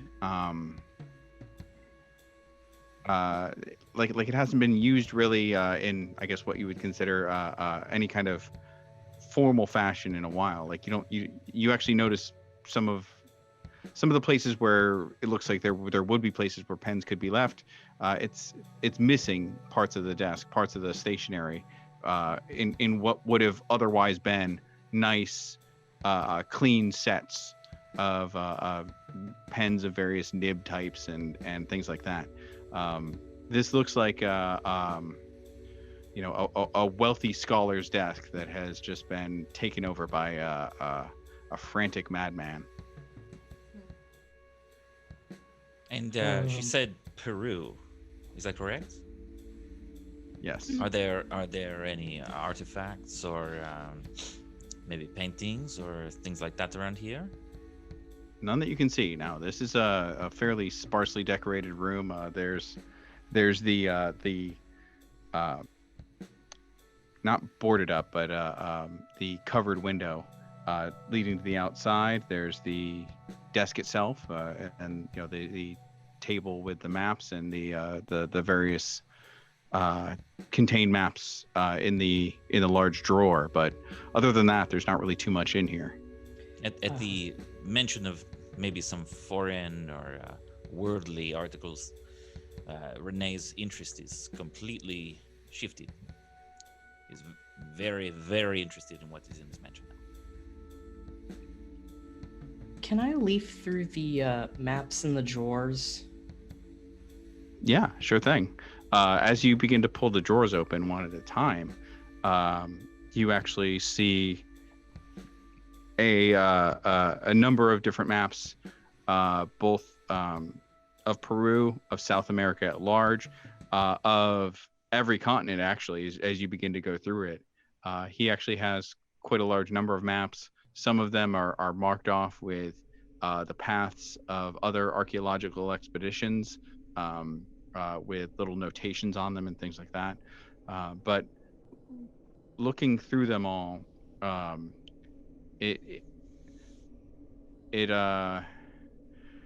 you can tell as you kind of pull them out that there's like a thin layer of dust on these. Most of these maps have not been touched in a while. So there's an obvious hierarchy of, what where his interests lie. Obviously. So I don't see any torches in here though. Oh, right. Yes. Flashlights, torches, lanterns. Those are things we should find. I would like to make a request of you all, though. Actually, as she draws herself up to her full 5 feet 2 inches and attempts to look you all dead in the eye. One request rule that I would have for this investigation, as I am the lead investigator, is that nobody opens any books without me. Why? Well, because I am a professional historian and I know how to handle books properly without damaging them. If the man is dead, this could be his only lasting legacy through any journals or notes or anything that we might find, which is obviously very important to the estate. So I would just appreciate if you would leave books to the professionals. She's a professional now, Silas? This was her first time. Professional historian. Oh, I'm a okay. professional historian. I am, as soon as I get paid for this job, also So they a hired professional an investigator. historian. Uh-huh. Could have led with that. Sure. Look, I haven't done as much field work as maybe some other investigators, but what I lack in field experience, I make up for in a variety of topics that I would be. You know what? Just trust me on this one. Let's go find some flashlights. Let's find some torches. And, What if there's more than one book? We're supposed to wait for you for each book. We know how to open and close books. We have to form a queue. No, you don't have to We form have to open them after one by one. queue, but I mean, I'm not talking about a dictionary or a Bible or anything like that. I'm talking about, journals or historical documents, anything that looks like it might need extra care taken with it, anything that looks really, really, really, really old. Just go with me on this. I mean, Okay. I'm only asking for one thing. From the 2 musicians and an architect who are also now amateur professional investigators. Yes, like they're almost giving the title away. Yeah, so let's just all work together and play to our strengths. So next room? About those torches. Next room. As you all begin to leave the room, behind you, there's a shuddering wooden sound of the shutters against the window. The sound of wind blowing against the side of the house, and this creaking emanating from bottom to top through the entire building. Almost like the entire house is moaning. Don't pain. like that. Don't care for that. And as you make your way into the hallway again and begin to walk down to the next door, are you going to go to the door directly across from you or the next door on the right? Probably directly across, least distance. Okay, with that. Hazel brings the missing people book with her in her satchel. Okay. Yeah, Well, it has to be treated carefully. Oh, don't want to mess it up. Careful, it's fine. Let me know when you're done with that one. Okay. So as you make your way across the hallway and open up the next door, this door leads into a rather fine dining room. In here, there's silver service laid out for one, basically a table place for one person. There are thin slivers of broken glass on the floor here near that near that table service. The walls in here are cracked and moist. I look at Renee and I kind of at the silver like.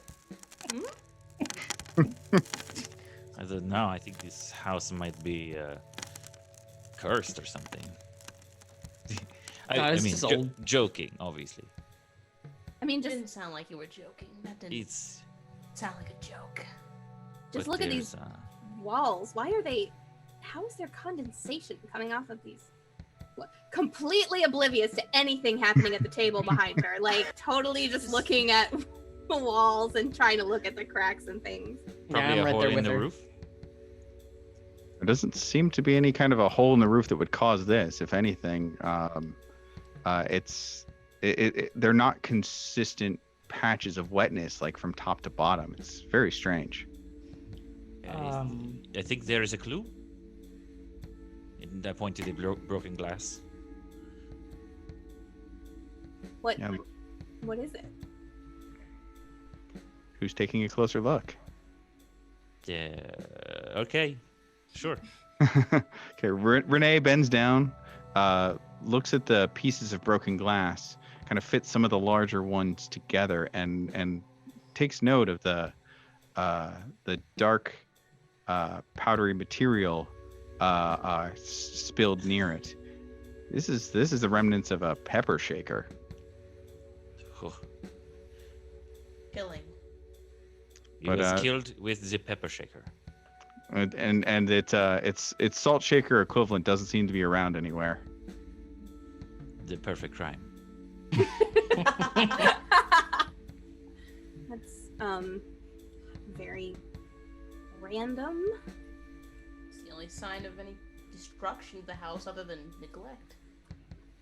But why break the pepper shaker? I mean, if the staff left the house and they presumably would have stolen all of this wonderful silverware. They didn't, but they broke the pepper shaker? Maybe they had a grudge. Maybe they Against were Just the break the pepper. pepper shaker? I'm breaking the whole house if I have a grudge. Not the... I think the house is way ahead of you. Hazel walks over and like puts her ear up against the wall, trying to listen to anything that might be happening, like elsewhere in the house. Like just puts her ear up next to it and like just really like concentrates on listening to the walls of the house. Okay.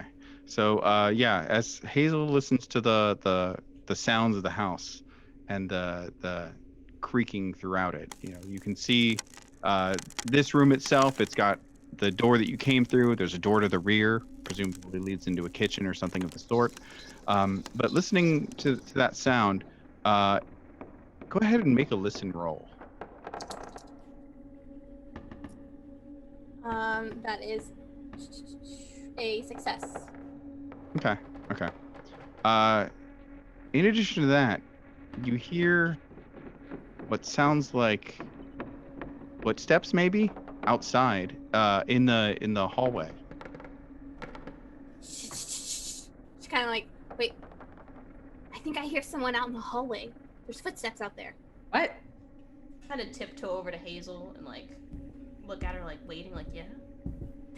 I hear footsteps in the hallway. I didn't think anyone else was here. I'm gonna go over to the door and open it. Okay. You open the door to find the scowling face of a man with slick back hair in a nice suit with a tin star pinned to his lapel. Freeze! County Sheriff. Oh, hello, Sheriff, they gave me your name. I have paperwork. We have paperwork. We are supposed It's to be Sheriff Whitford. here. Sheriff Whitford, we are private investigators sent here by the Dodge Brothers Lawyers Group, to investigate the Cornthwaite estate. I holster my weapon. If that don't figure. What? All right. What? Well, you're here to figure out if Cornthwaite is missing or dead, am I right? The gist. Yes, that's pretty much what they are asking us. You people. There ain't nothing to find. This guy fired all of his staff months and weeks ago. He's wealthy. He goes off. He does whatever he wants. Boo-hoo. No parties, no tea parties, no bridge parties. Boo-hoo. Everyone's real upset about it back in Gamwell. But I don't want any of you outsiders snooping around, getting involved in, let's say, wanton property destruction. Who's destructing property? We're not destructing property. I know the objection type. to that assertion. You're all some kind of investigator troop? A circus in town? I see instrument cases back here. We were, and I'm eyeing his gun very, very nervously. Same. We were asked to be here by the people who manage his estate and take a look. And why are you here? I slowly have now produced the letter from the Dodge brothers to show to the sheriff. I take it. I mean, great. Well, then everything is in order. Look, they've asked you to be here, and they have every right to do so. So, good on them. But if it comes down to it, and I got to be the person who's laying down the law here, folks, I don't want any trouble. So, as to what I'm doing here, well, let's say I'm making a house call. I don't suppose any of you are horse thieves. You don't have a look about you. No. Do I Animals. smell like it? Horses aren't my thing. No, you actually smell amazing. Thank you, it's Chanel. He's not a musician. Well, it's a pleasure to make your acquaintance. I will be around the grounds. Please don't be startled, and please don't destroy anything. I have a extremely expensive thoroughbred to locate. Been a real pleasure. I stump on out of there. Why does everyone think that we want to trash the house? Who would? The house is maybe doing somebody- a pretty great job doing that itself. Maybe he thought that somebody brought a horse into the house to destroy it. Who would bring a horse in a house? Why would it? Who wants this soggy house? I'm just trying to figure out what happened to the guy. Well, are there any doors in the dining room that lead? Yeah, there's a set of doors that lead in the opposite direction from the hallway, probably back into a kitchen. I want to go in there because there might be matches or something in there at least. Yeah, certainly. So yeah, you make your way into the back of the dining room and get some elbow grease behind those doors and wrench them open. And sure enough, you find yourself in a well-appointed kitchen. In this kitchen, there's a nice gas stove in here. A number of gadgets and appliances and things like that. Although you don't immediately see like an ice box or anything like that. There's up above the stove a large series of metal canisters for flour, sugar, tea, and coffee, and this entire place looks like it hasn't really been used all that much. With it, you see some signs of a couple of things out of place, like it almost looks like a home kitchen. And what I mean in that context is this looks like a kitchen where somebody might be, like, the way it's been disturbed, somebody might be making food for themselves. But this is not a kitchen that's built for someone to do that. This is a kitchen where you pay somebody to make you all their stuff and also keep the kitchen nice.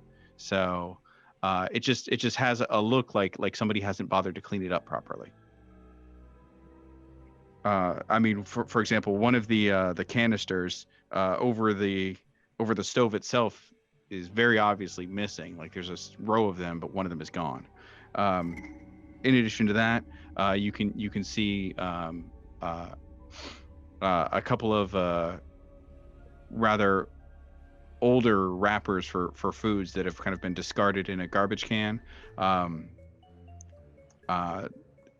And this is the kind of garbage can where you wouldn't be storing anything in here long term, because you'd be emptying it out every night. But from the look of it, there's a rather larger collection of discarded things, but some of it looks months old. Are there any drawers that I can look through, just do a cursory glance through to kind of assess if there's anything useful in them, like matches, flashlights, anything? Yeah, sure enough. Yeah, you're able to go through some of the different things. You find around cutlery, things like that. You do find some matches for the stove. In addition to that, you find potential materials if you wanted to make a makeshift torch or something like that. But otherwise, it's just you've got a large box of 200 matches. Is there any food?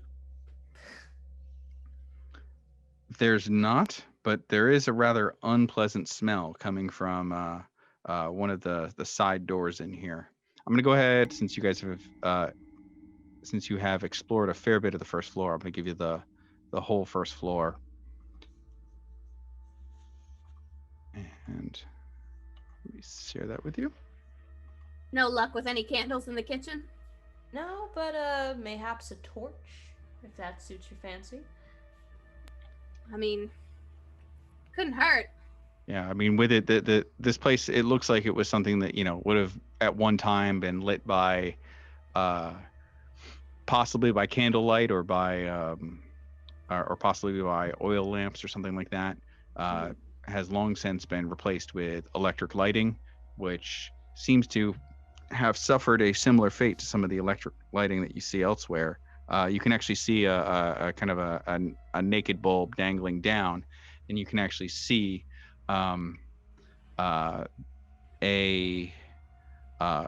small amount of water in the bulb itself.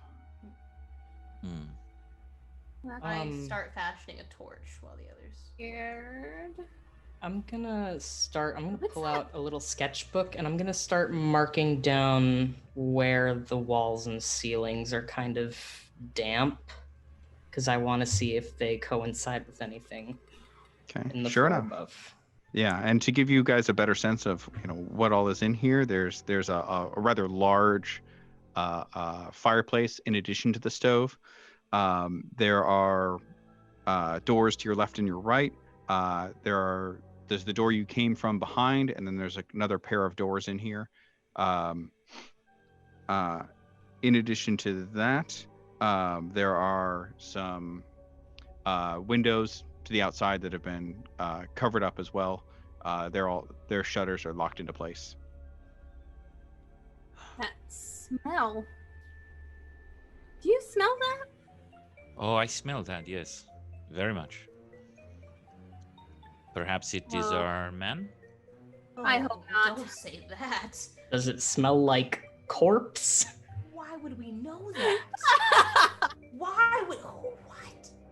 Well, none of The you. smell of death is very particular. Yeah, but I wouldn't know it when I smell it. I'm like, death. None of you battled on the fields of Flanders or anything like that, really, to have like a good intense scent of that. But it does smell like rot. I hand the makeshift torch I have fashioned, or to Renee, and I kind of walk over the door. I put my hand on the handle. I go, "There's a dead body out here. So help me." Yeah, as you approach the door, the smell, the rotting smell, it's substantially meatier. Right by the door. No. Oh, I don't like that descriptor. Meaty. I kind of cover my face with my vest or my shirt, and I open the door. Okay, you open the door and you're hit by this repulsive wave of meaty rot. Oh. As opened up, in the center of it is a rather nice ice box whose ice has long since melted away. And you're getting a strong sense that the icebox is the source of that horrible smell. There's a number of canned and semi-perishable and non-perishable foods lining the walls in here. This looks like a fairly well-stocked pantry, but yeah, that horrible smell is just lingering in your nose of the icebox. Is there anything in here besides like shelves of food in the icebox? Any doors? Any? Not that you can see. No, there's nothing in here. No other doors. It's just the door you've come through straight into this pantry. Well, unless one of you wants to check the icebox for a body, I'm gonna close the door. Close it. Yeah. Okay. Yeah. I closed the door. So there definitely was no body. Well, you can go check. That is completely open to you, my good sir. I need to check because if there is a body, we get a check. Okay. You know what? You got me there. I open the door again and I usher him through. Ugh. I hold my nose. Okay. Yeah. You going for the icebox? Yes. Okay. So, yeah, nose held, mashed tight against the horrible smell, even though you can still taste it a little bit on your lips as you keep them pursed shut as well. You wrench open the icebox and you can just feel the stink emanating from it. It is it's just meat, almost unrecognizable, and several other things like eggs and various sundries that you would keep cold, covered in just disgusting mold and putrescence. It begins oozing out onto the ground now that the door has been opened. Are we satisfied? We're never gonna get that smell out. Can we be done? Can we be done, please, Renee? Can we be done? Hazel books it out of there and like leans over with her head between her knees. Just As soon as Renee is out, I'm slamming the door. I just lean on it. Renee is retching, but he says, okay, no body, human or equine. Okay, let's go. Let's get out of here. Sheriff Whitford standing in the doorway looking real morose, real disgusted. Jesus! Won't you say something if you're gonna show up? Put a bell on. Jesus. The smell of rot. It ain't I ain't a stranger to this room. What? You like it? It sounds like you like it. Oh no, I believe me, it's fancy boy. I don't like it one bit. Here's where poor little Gilda Kerwin had her entire head split open, sprayed all over the ceiling and walls. What? I just want to put it here. I want to make it very clear. I'm not dying for a white man today. Co-signed. What? It looks to me like ain't nobody dead here except some beef in the icebox, but. What? Who got their brains splattered across the? What happened now? When was this? So I'm gesturing with a hand that is covered in blood and some kind of stickers from some kind of plant, and I push on through, pulling little needles out of my hand, going over to the sink, getting some washing it off, rinsing off the blood. As the sink turns, it shudders for a moment, but no water comes out. Oh, piss and shit. Yeah, because all the water is in the ceiling and in the walls. What happened to your hand, Sheriff? Like, Corinthwaite's got a bunch of cockamamie exotics out there. Some of them covered in thorns, big ones. Did you grab it? I pushed my way through it like you would through a plant, but on account of he doesn't have plants that come from this particular region, got a bunch of fancy boy plants from his expeditions. So, Is there like fabric around here, napkins or something I can? Yeah. There are some dish towels and things like that. I'm gonna find the cleanest one I can, and I'm gonna tie that off. Anyway, so by the looks of your dumbfounded faces, I hear that it seems that you are unfamiliar with the Kerwin murders. Then. Yes. We're not from here. Yeah, no one filled us in on the local color. No. Well, ain't that a peach? I get out of this fucking foul room, walking out into the foyer. Well, 30 some odd years ago,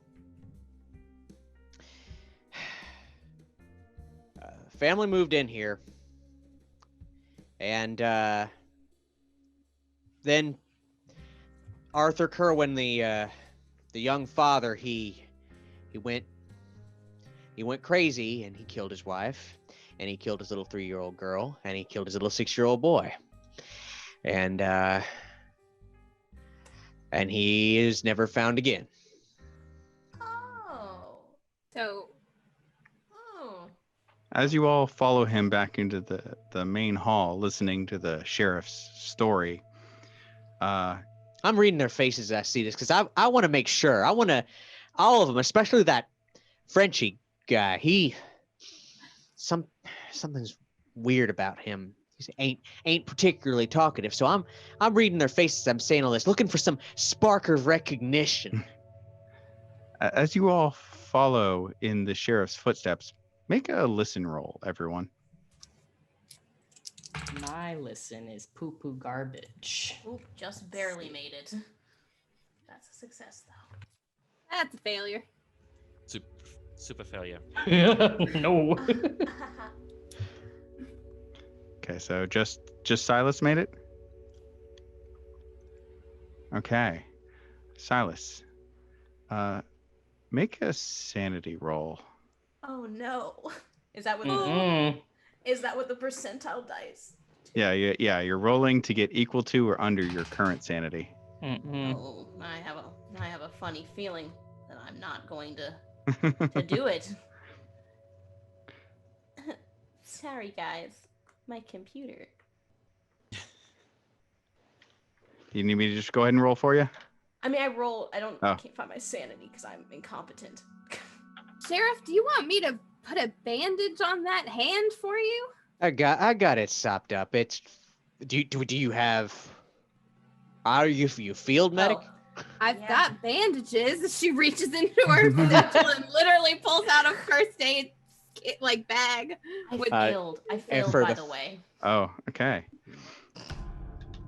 No. Silas, you're following along behind everyone else, and you realize that the floor of this place is very well constructed. It's very sturdy.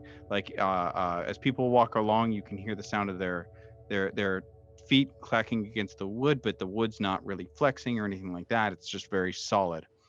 But as people move along, you are hearing a faint creaking sound, almost like footsteps, but it's on the ceiling above you, like not like a muffled footsteps up on the next floor, but almost like the ceiling itself is flexing under feet that are stepping along it. You lose 1 point of sanity. Oh. As it almost just feels like there's this presence skittering along the ceiling, slowly following the group. I kind of walk up behind Renee and kind of like tug on his shirt sleeve, and I'm like, do you hear? Is there something up there? Is that? Yeah, no, yes, no. Please say yes. There's something on the ceiling. Do you hear that? No, I don't hear anything. Great. Love that. Well, while the little fella's freaking out, you see the sheriff soften his face for the first time in this whole time, with this. Ma'am, what's your name? Hazel Martin. Well, Hazel, if Since you're carrying bandages, I think that'd be mighty fine. That's a might fine. Well, much better than an old bloody old dish towel. So I take that off, and I'm sure there's a chair, something I can see. Yeah, there's a number of chairs out in the main hallway where you've returned to. I'll let her patch me up. Mighty kind of you, ma'am. Okay. First aid check. I'm gonna just, for the sake of Cornthwaite, I'm gonna take I don't know, my lighter or something, take that bloody dish towel and let it fall to the floor so that it doesn't damage the fabric. That's an 8 under 50 for the first aid check. Okay. So yeah, you're able to bandage up the sheriff actually very well. Mighty fine. I'll have you know I was one of the first Girl Scouts. Well, Sheriff, when this previous who were the murders again? I look at him real intently. Well, I'd say it was Arthur Kerwin. You does that ring a bell to you? And as he says that, there is a terrible clatter through the door behind him, off in one of the other side rooms, in the kind of the lower left quadrant of the house. Well, I stand up. Is there another one of you stomping around? Nope. Maybe it's your horse. My hand is on Renee's sleeve again, just very gently, just.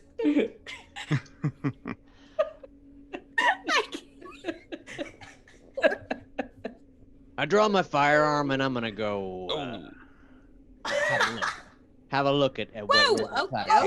Okay. There's no need for any of that here. You lead the way. Sheriff will be behind you, out of the line of fire. Yeah, I kind of flatten myself against the wall and just I try not to look at it. So the sheriff then wrenches this door open, the door kind of in the main hall, facing south, and that door, it leads into a library. As the sheriff goes in, the rest of the group follows in his wake, I'm presuming? Yeah. You're giving him a wide berth. Yeah, hesitantly. Ollie oxen free. Anyone here? I am the county sheriff. All of you looking around in here, this is a very well appointed library. There's some mold and moisture noticeable among the books, but not as bad as the central area of the house. Some water damage present on the walls and ceiling, and it looks like a rather sizable wall sconce, a lighting decoration is just crashed off of the wall and shattered on the ground, and has knocked over one of the tables as well that's in here. There are a number of papers kind of spilled on the ground across the table, and a bound up collection of looks like various letters and papers and things of that sort. This place is going to shit. I holster my weapon and I leave the room. I'm gonna go check out that stack of bundled papers. Could be a journal. Could give us some information. Well, looking at the bundled papers, you actually flip it open, and after glancing through it for a little bit, it actually looks like a lot of older documents pertaining to the mansion itself. This looks like some of them were actually legal materials relating to the purchase of the house. It looks like from what you can see, this Arthur Cornthwaite had done quite a thorough job investigating the Fitzgerald mansion before he purchased it. You see a number of various land surveys and things like that. One of the things that catches your eye pretty quick, though, is that kind of filtered among these various things, more mundane materials, you see a couple of clippings. It looks like Cornthwaite had some time ago, back before he purchased this house, collected some details from the house itself, and apparently he charted out the previous owners of the house going back to its construction. As you look through this list of various previous owners of the house, you find that it was built back in 1805 by the wealthy Fitzgerald family. With it, they occupied the home until 1865, when the young John Fitzgerald returned home from the Civil War. And according to newspaper articles that you looked through, he had killed his entire family in a rage and then committed suicide himself. Fitzgerald's as well. The home was later purchased by the Ainsfield family in 1866, who lived there until 1894, when mounting debts forced them to sell and move away. The next owner is a name that's familiar to you, having just been uttered by the sheriff, Arthur Kerwin, who moved in 1894 with his young family.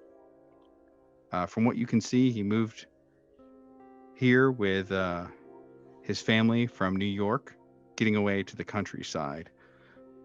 And unfortunately, it seems that Mr. Kerwin adjusted quite badly to the loneliness and quietness of this place, getting away from the bustle of the city, because in 1895, apparently after becoming increasingly irritable with his friends and neighbors, he murdered his family and successfully evaded pursuit and was never seen again. After that point, the house stood vacant for several years until in 1898 it was purchased by an elderly couple, the Franklins. Martha Franklin, she died in 1911, and from Cornthwaite's notes, it doesn't appear to be that there was any cause of death that he was able to locate. Only just the date of her passing. Additionally, her husband Henry outlasted her by 7 years, dying in 1918. And then the year after that is when Arthur Cornthwaite purchased the place.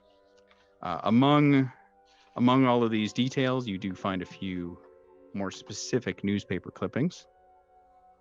The first of which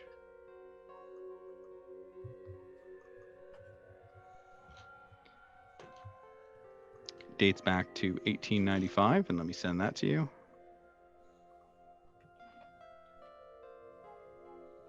As Hazel is, poring over all of these papers, she's not being particularly secretive about anything she's reading. She's actually commenting on it out loud and kind of filling everyone in as she plows on through the research material. And there's this one is very specific. This was from the Kerwin murders. Wait a minute. Well, I just popped my head on back in. Jesus. That's, whew. Sir. Sheriff, you gotta. What? You have a very light step. Cunning investigator easily started. Call the Gazette. That's hurtful, rude. What Accurate. what you gotten into here? So you're the one that found the Kerwin bodies. Unfortunately, yes, it's a terrible memory I will not soon forget. 30 years ago. And I again look and glance at the at everyone there. And I get real close to the French guy. Yeah, 31 years ago. Terrible thing. And of course, these days, considering that 30 years prior there was another terrible murder of family here, the Fitzgeralds, after which, of course, the fine estate is named. The townsfolk tend to believe that there's a curse, and since the local rag has been spinning word of old man Cornthwaite's not being around, folks are starting to whisper about whether or not, every 30 years maybe some kind of tragedy befalls the Fitzgerald Manse. Isn't that cute? Delightful. It seems like all you have to do is not buy the house. Well, one would suspect that, yeah, but maybe folks have returned to the scene of the crime after all this time. The Fitzgeralds are long gone, but Kerwin's still around. Oh, can't if I ever find that dirty dog, I will surely gun him down. I say to no one in particular. Are you suggesting that he's still here? Like here? No, that's Here? that's And I preposterous. That's absolutely preposterous. Anyway, you I don't suppose you find folks have any reason to be poking your finger in that particular wound to this here town. It's something I feel that it'd be nice if we could all put it behind us and lay all that to rest, but I don't see what that has to do with old man Cornthwaite, unless you've discerned some kind of astute correlation. It's been 30 years. So. Also, you brought it up. Yeah. Oh, you brought it. You mentioned the damn thing. Anyway, fine. When we were in the kitchen, it was a different story. When we were in the kitchen, I was reminded of the smell of a terrible thing. So I walk off, and they can hear me stepping on up the stairs to the second floor.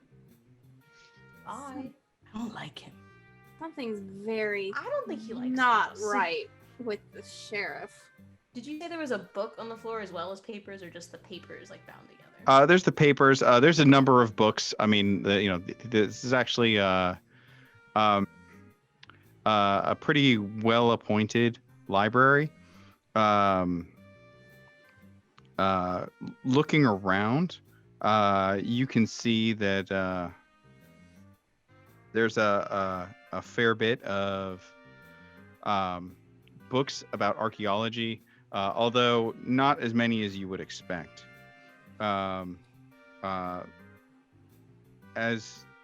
you inspect the library further, are kind of all of you guys taking a look, seeing what you can find in this place?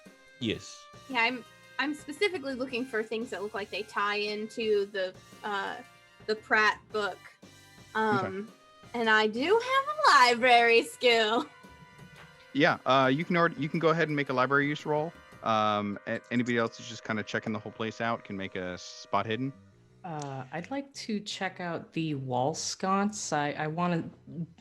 Can I tell whether it was broken off by force or whether the weight of the fixture itself, like there was wall damage and it just kind of plopped?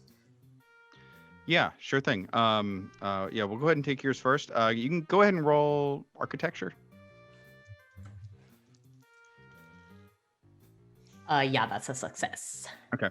So looking it over, you notice that it almost seems like this was held in place by screws that were loosened and almost kind of pushed out of place.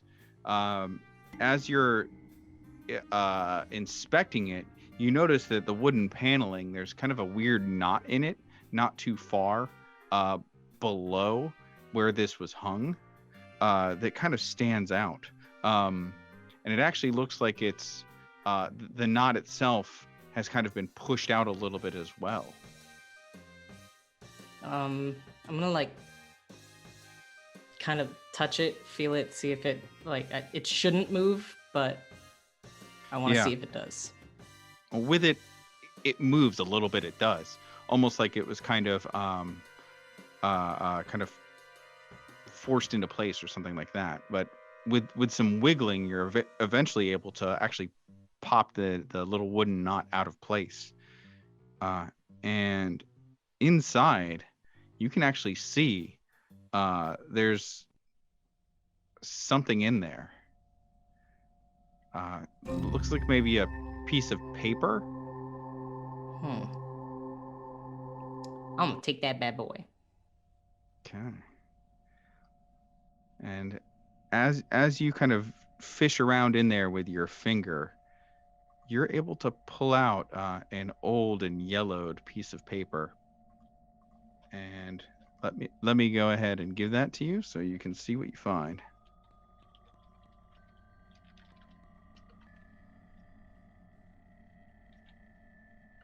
There we go.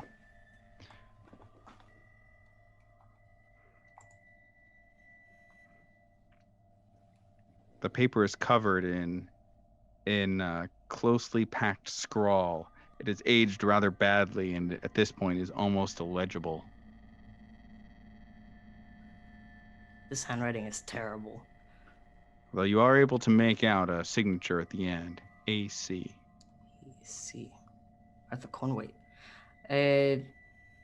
Mabel, Hazel. Hey, it's Hazel. What did you find?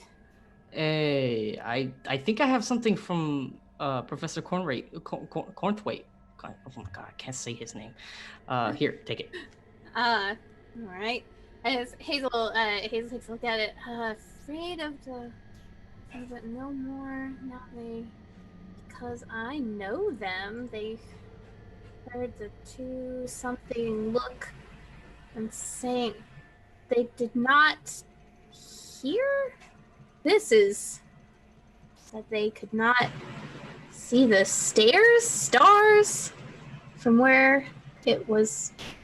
And so they hear the whispers, jealous that I can make them okay. Yeah.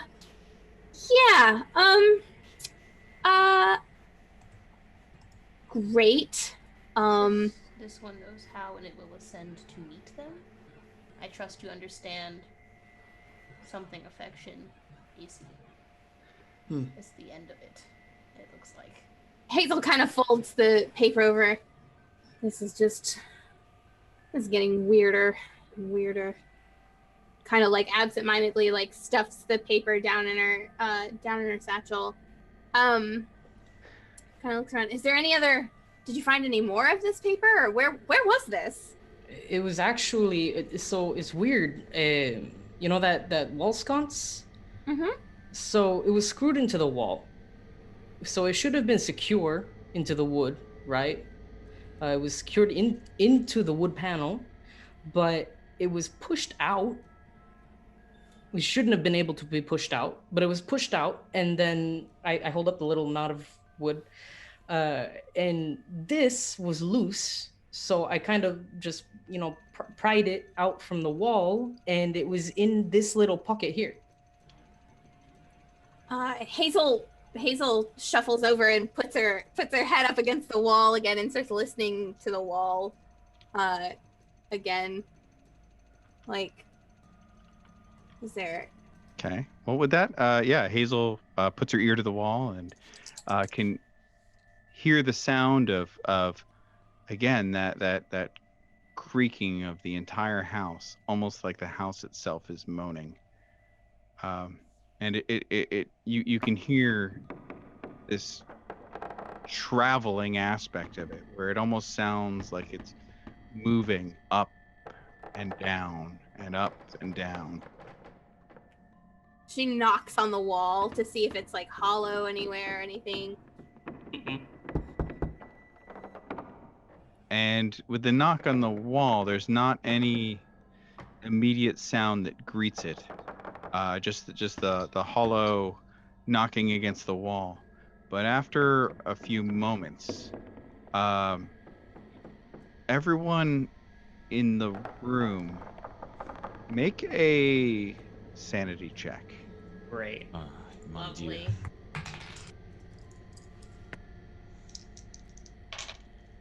Oh no. That's a failure for me. Boy, howdy, I am looking for my sanity. Jeez. 6 against 70. Boy, howdy, I'm still looking. That's On your sheet. that's a 96 over 61. Is that a critical fumble? Is that No. fumble?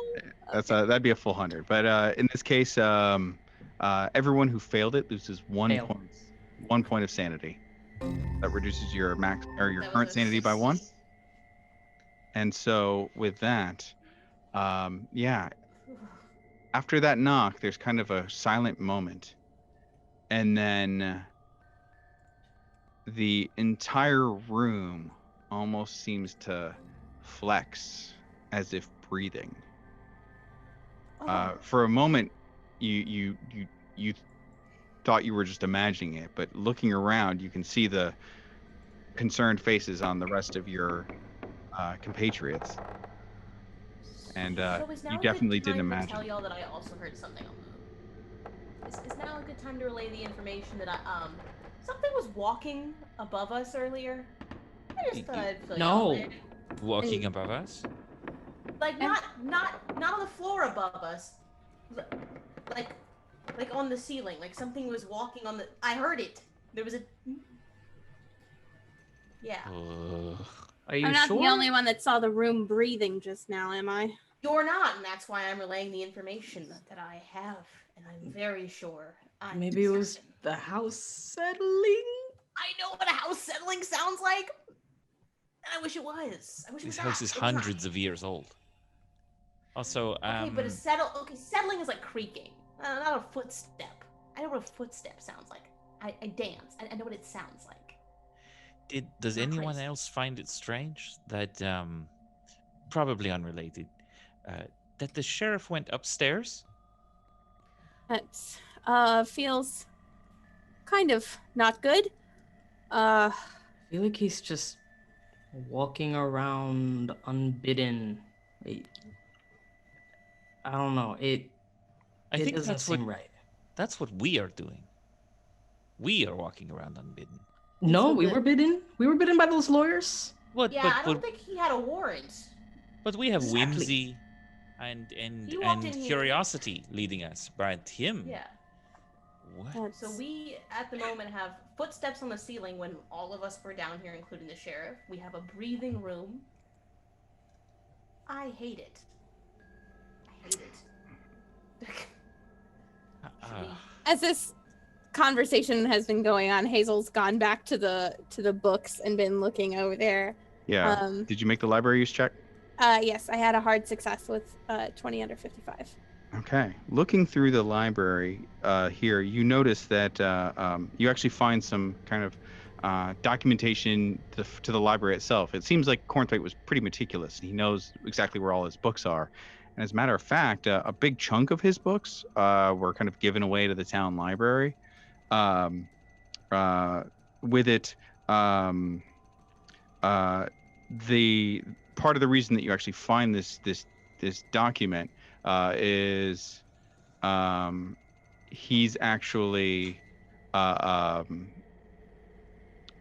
circled one of the books that was on the list that had been given to the library, and it was specifically the Pratt book that you located earlier, the one that's in your satchel right now. Mhm. So he didn't just have that book lying around. It looks like from what you're able to see, it looks like he actually donated that book some time ago, like years ago, back when he first moved to town, and then recently went in and got it back from the library. I won't. And yeah, with it, you pull that book out of your satchel and you flip through to the back of it, and sure enough, there's a stamp from the Gamwell Library on the back. Looks like there was definitely something to do with his last expedition. It doesn't make any sense why he would go back and get a particular book from the library when he just had all this other. And she kind of realizes she's like mumbling out loud to herself as she like looks around like, No, yeah. Keep going. Maybe he thought there was value in what the author was saying. It's possible, and it there's some correlations, but none of this is making a whole lot of sense. We need more information. We should check out the rest of the house and just see what all we can gather, I guess. Okay. Is the room we're in the second room on the right, or are we farther? So right now, you are on the basically the room that's in the left front quadrant of the house. Okay. It's like if you were to come in through the front door and then immediately turn to your left in the kind of the main hallway area. It's in there. So this door itself, it actually has a little door that leads out to that tiny side hallway as well. Gotcha. So with that, are you going to vacate the library and check out another part of the house? Yeah, I mean, assuming that we've, kind of seen all there is to see in the library. Yeah, sure enough. With it looking around, I mean, everything else seems to be more or less in place, and much of the library seems untouched for a great deal of time. With it, you don't find anything else of particular note. Although, I mean, who else is kind of doing those cursory looks? I will assist in doing the looks. Okay. Yeah. Should I make a check? Yeah, you can go ahead and make a spot hidden. Okay. Success. Let me see here. And it's under 1/2. Okay. Well, in the glint of the makeshift torchlight that is shining up this throughout this room, you catch a brief shine of light underneath one of the chairs, and you reach down and pull up a coin. It's a strange coin. No. Looks like it's got. I mean, it's got. It's made of copper, so it's kind of a reddish coin, and it's got this fish engraved into the side of it. Fish. I have eaten many a fish in my day. Does it resemble a very specific breed of fish? Almost looks like a herring. It's very kind of small and silvery. I see. Yes, and I feel overwhelmed. A feeling of futility. And as the ennui settles in, you're suddenly feeling a little more French. And deja vu. I know this feeling. As the lot of you look around, seeing there's nothing else to see in the library, and make your way back out into the main hallway, all of you can hear some creaking noises in the direction that you had come from earlier, in the direction of the kitchen.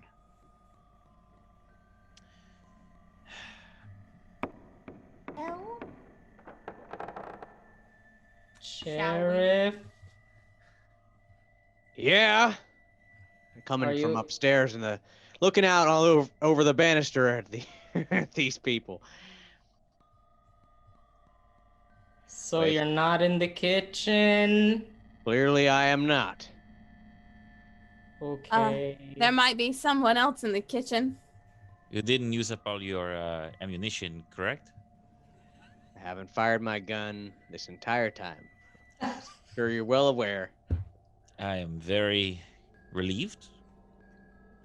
but maybe you could check the kitchen. You know what? Gladly.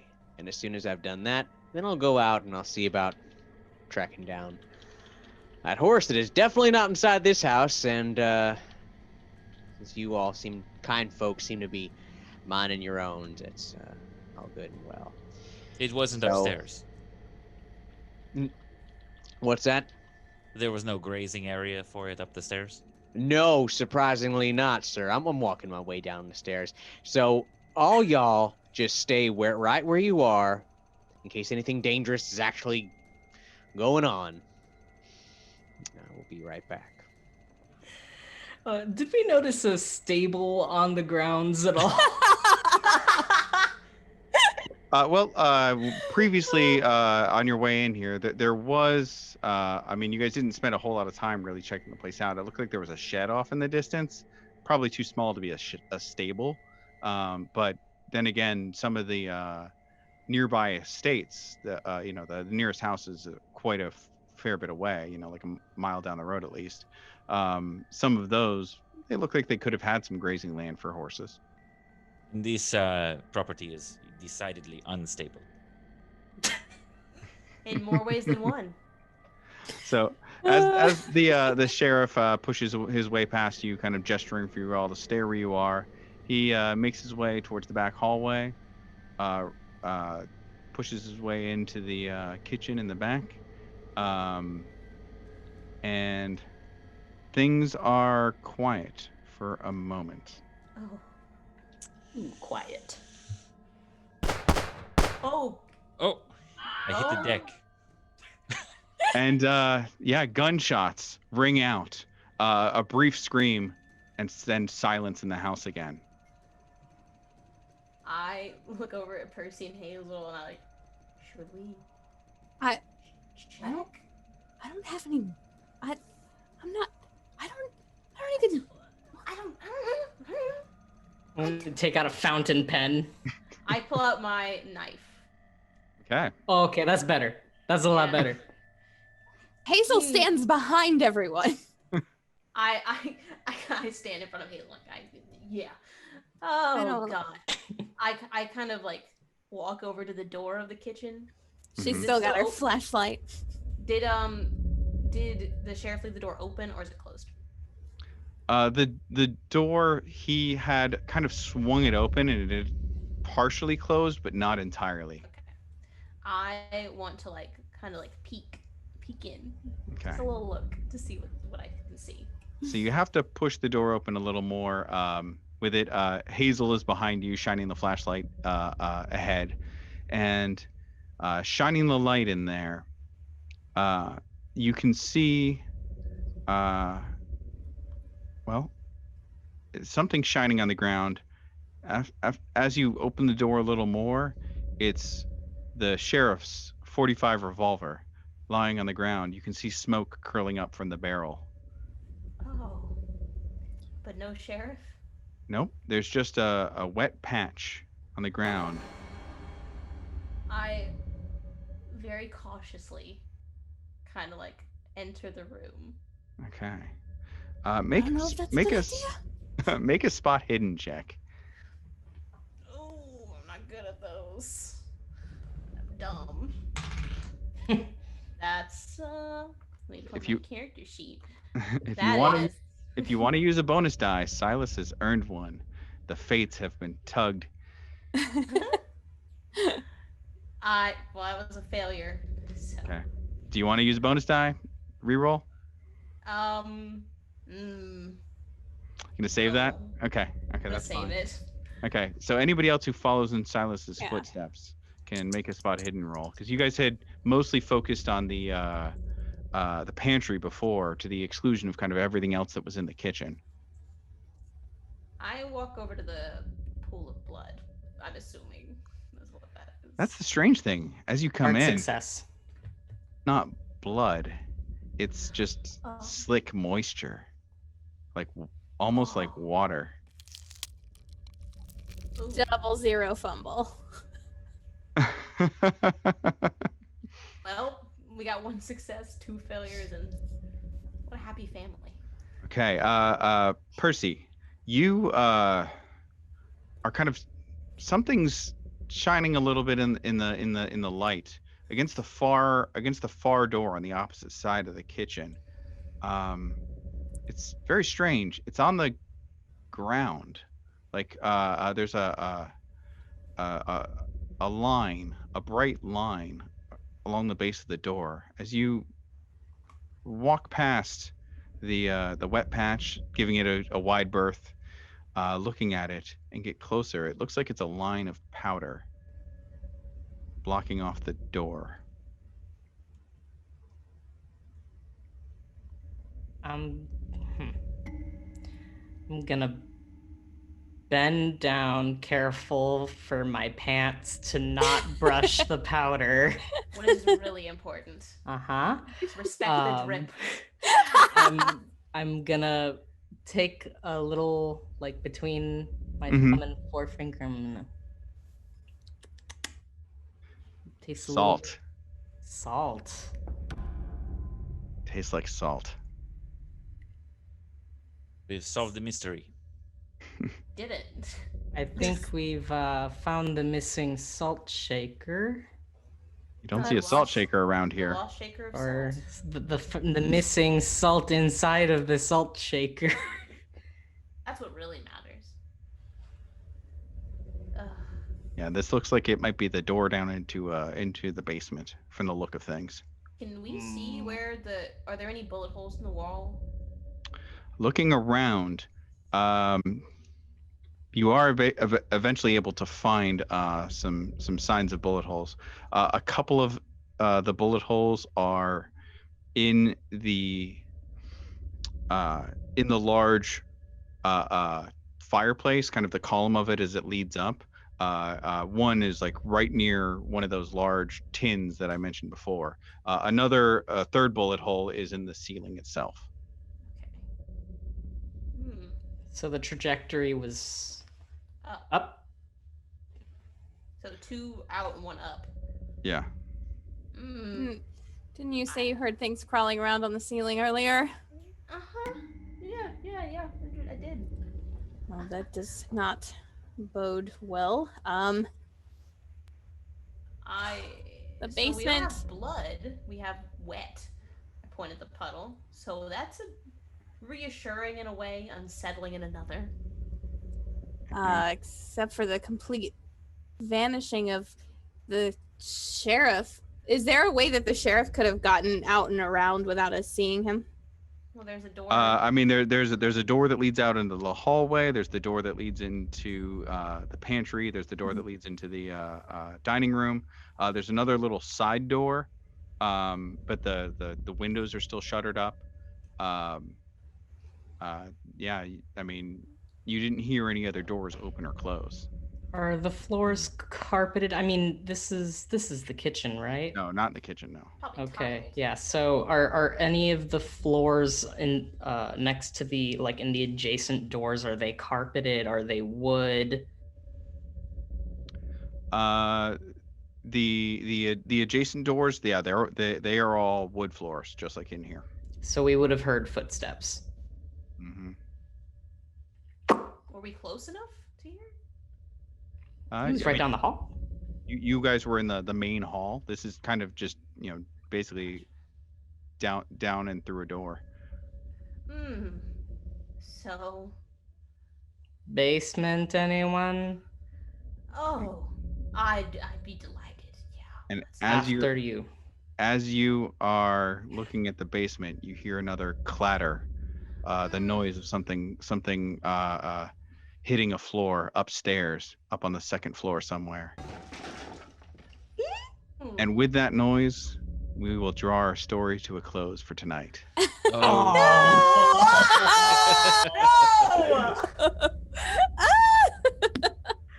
I'm stressed. Yeah. Oh my god. Well, that was my first question. How are you feeling? How are you doing? Thoughts, reactions? I'm worried, concerned. Glad it was the sheriff. You know what? It had to be one of us. Worried about some kind of upside down problem that lives upside down in this house. Oh. Not the upside down problem. That's a hell of The a very problem. same. Please, just a right side up one. Preferably, please. Well, folks, this has been a momentous night. We are currently at $1,169.69. Yeah. Nice. Double nice. Love it. We love to see it. So that Cheers. thanks to some wonderful people. Jamie Lalone, shout out to you. Yeah, Jamie. Huge like repeated donor, doling out dice rolls to people left and right. They say that the Foley work deserves more money. That is courtesy of John LaValle.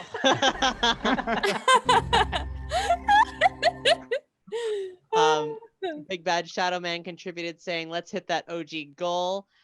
Commander Jesse said, what great fun. Thank you so much for putting this together. Shout out to Keeper Luke for leading us through this wonderfully creepy story. Yeah, it's been real good. I've been hearing some good things happening in the chat. Like Oh my god, yes. Dizdon Plays said, not going the father-grandfather method, no whipping people. There's still Very time. grateful for that. So we also have some winners. Of course, I mentioned OP, it's Frosty won a Manchester Madness book. Well, we have 2 additional winners since then. Flannel Clad Queer won a PDF. Yes. Nice. Best name. That is some very good energy. And True to Self, also very good energy, won a physical copy of the book. Nice. Thank you all so much. This is absolutely amazing.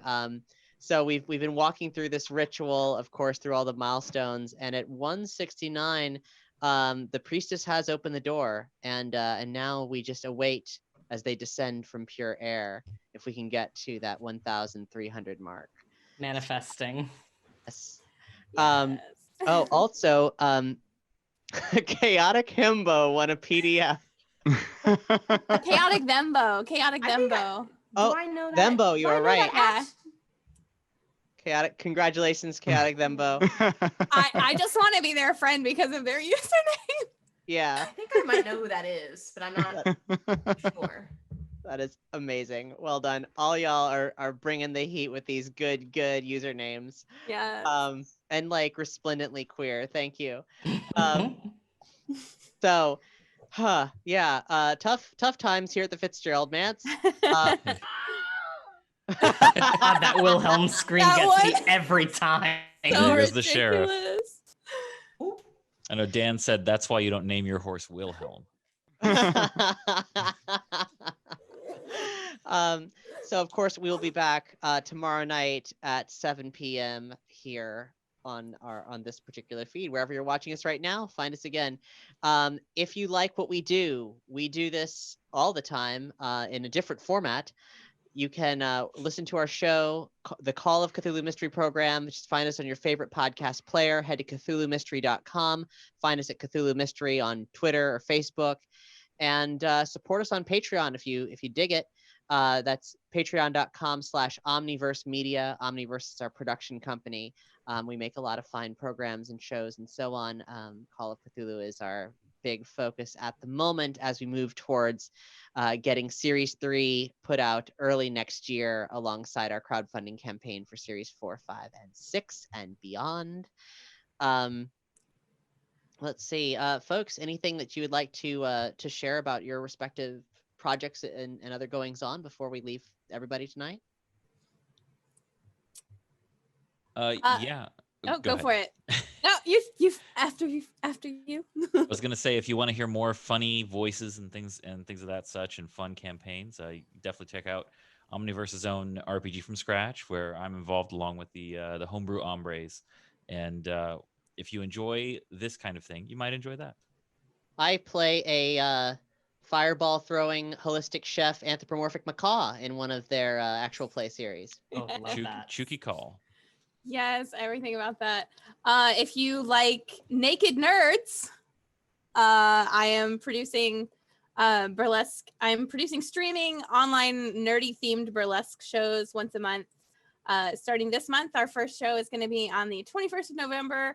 There's going to be a live stream at 9 p.m. and then it will be available on demand for a week after that. If you want to check it out, our theme this month is cartoons. We are going to ruin/bless your childhoods, and you can find tickets on rubyshowtix.com or stalk me on social media and I'll be sharing it all over the place. Like hearing my voice? I mean, I suggest you check out This Planet Needs a Name, where I play a recurring character on that. It's so good. Thank you so much. And I can be found, you can hear my voice on Valence Pod. It's an audio drama. You can also newly hear me on the 3rd season of In Between, which its first episode just came out a couple of days ago. Very excited about that. What's the elevator on In Between? What's the elevator? Yeah, the elevator pitch. Yeah. It's a audio drama that is based on a D&D sort of party, but instead of focusing on the sort of actiony bits, you get snapshots of the between bits where they are resting after a hard day's adventure. Excellent. It's very fun. Delightful. So we almost made it to the halfway mark to $2,500 tonight, and hopefully tomorrow night we can make that happen again. But you know what? Sometimes it's hard to get a second part of something pushed as far. So for all of you who are watching us tonight and like the show, I encourage you to share it on your socials, get more people to tune in tomorrow night. You can watch the replay of this later. Of course, we're going to be releasing audio versions of this show out to our podcast feeds in the weeks to come. Help us get more people here to tune in and turn out for trans liberation. Thanks for listening to the Call of Cthulhu Mystery Program. This production of the Cracked and Crooked Manse is performed by Keekpa Luke Stram, Kat Blackard, Caleb Del Rio, Sawyer Greene, Joshua LaForge, and Dottie Vox, based on the scenario from Mansions of Madness, written by Stuart Boone, Sean DeWolf, Gavin Inglis, Christopher Lackey, and Mark Morrison, published by Chaosium Incorporated. Find the Call of Cthulhu Mystery Program, the award-winning audio drama series, on your favorite podcast player or at CthulhuMystery.com. This is an Omniverse production. It's produced by Kat Blackard, Colin Peterson, and John Sebastian LaValle. Colin Peterson is the project lead, director, and live stream producer. Sound was by John Sebastian LaValle. The original score is performed by Ryan McQuinn and Mike McQuinn of Neon Dolphin, home for all your custom music needs and more, neondolphinmusic.com. The video frames were created by Jared Pope, and the Cthulhu animation appears courtesy of Ruben Lara. For more of Ruben's work go to Instagram and Threadless, find them at Pingolino. Tech support is provided by Bohr. Stream consulting and moderation provided by Dizdon Bates. Special thanks to James DeCola and the Arkham Paranormal Research Society. This program is made possible by the support of listeners like you. Head to patreon.com/omniversemedia to join our community of fans and unlock further secrets. All characters appearing are fictitious, and any resemblance to persons living or dead is purely coincidental. This has been the Call of Cthulhu Mystery Program. Good night. Thanks for tuning in to tonight's broadcast of the Call of Cthulhu Mystery Program. The nightmare, adventure, continues tomorrow night at 7 p.m. Eastern. We'll see you there.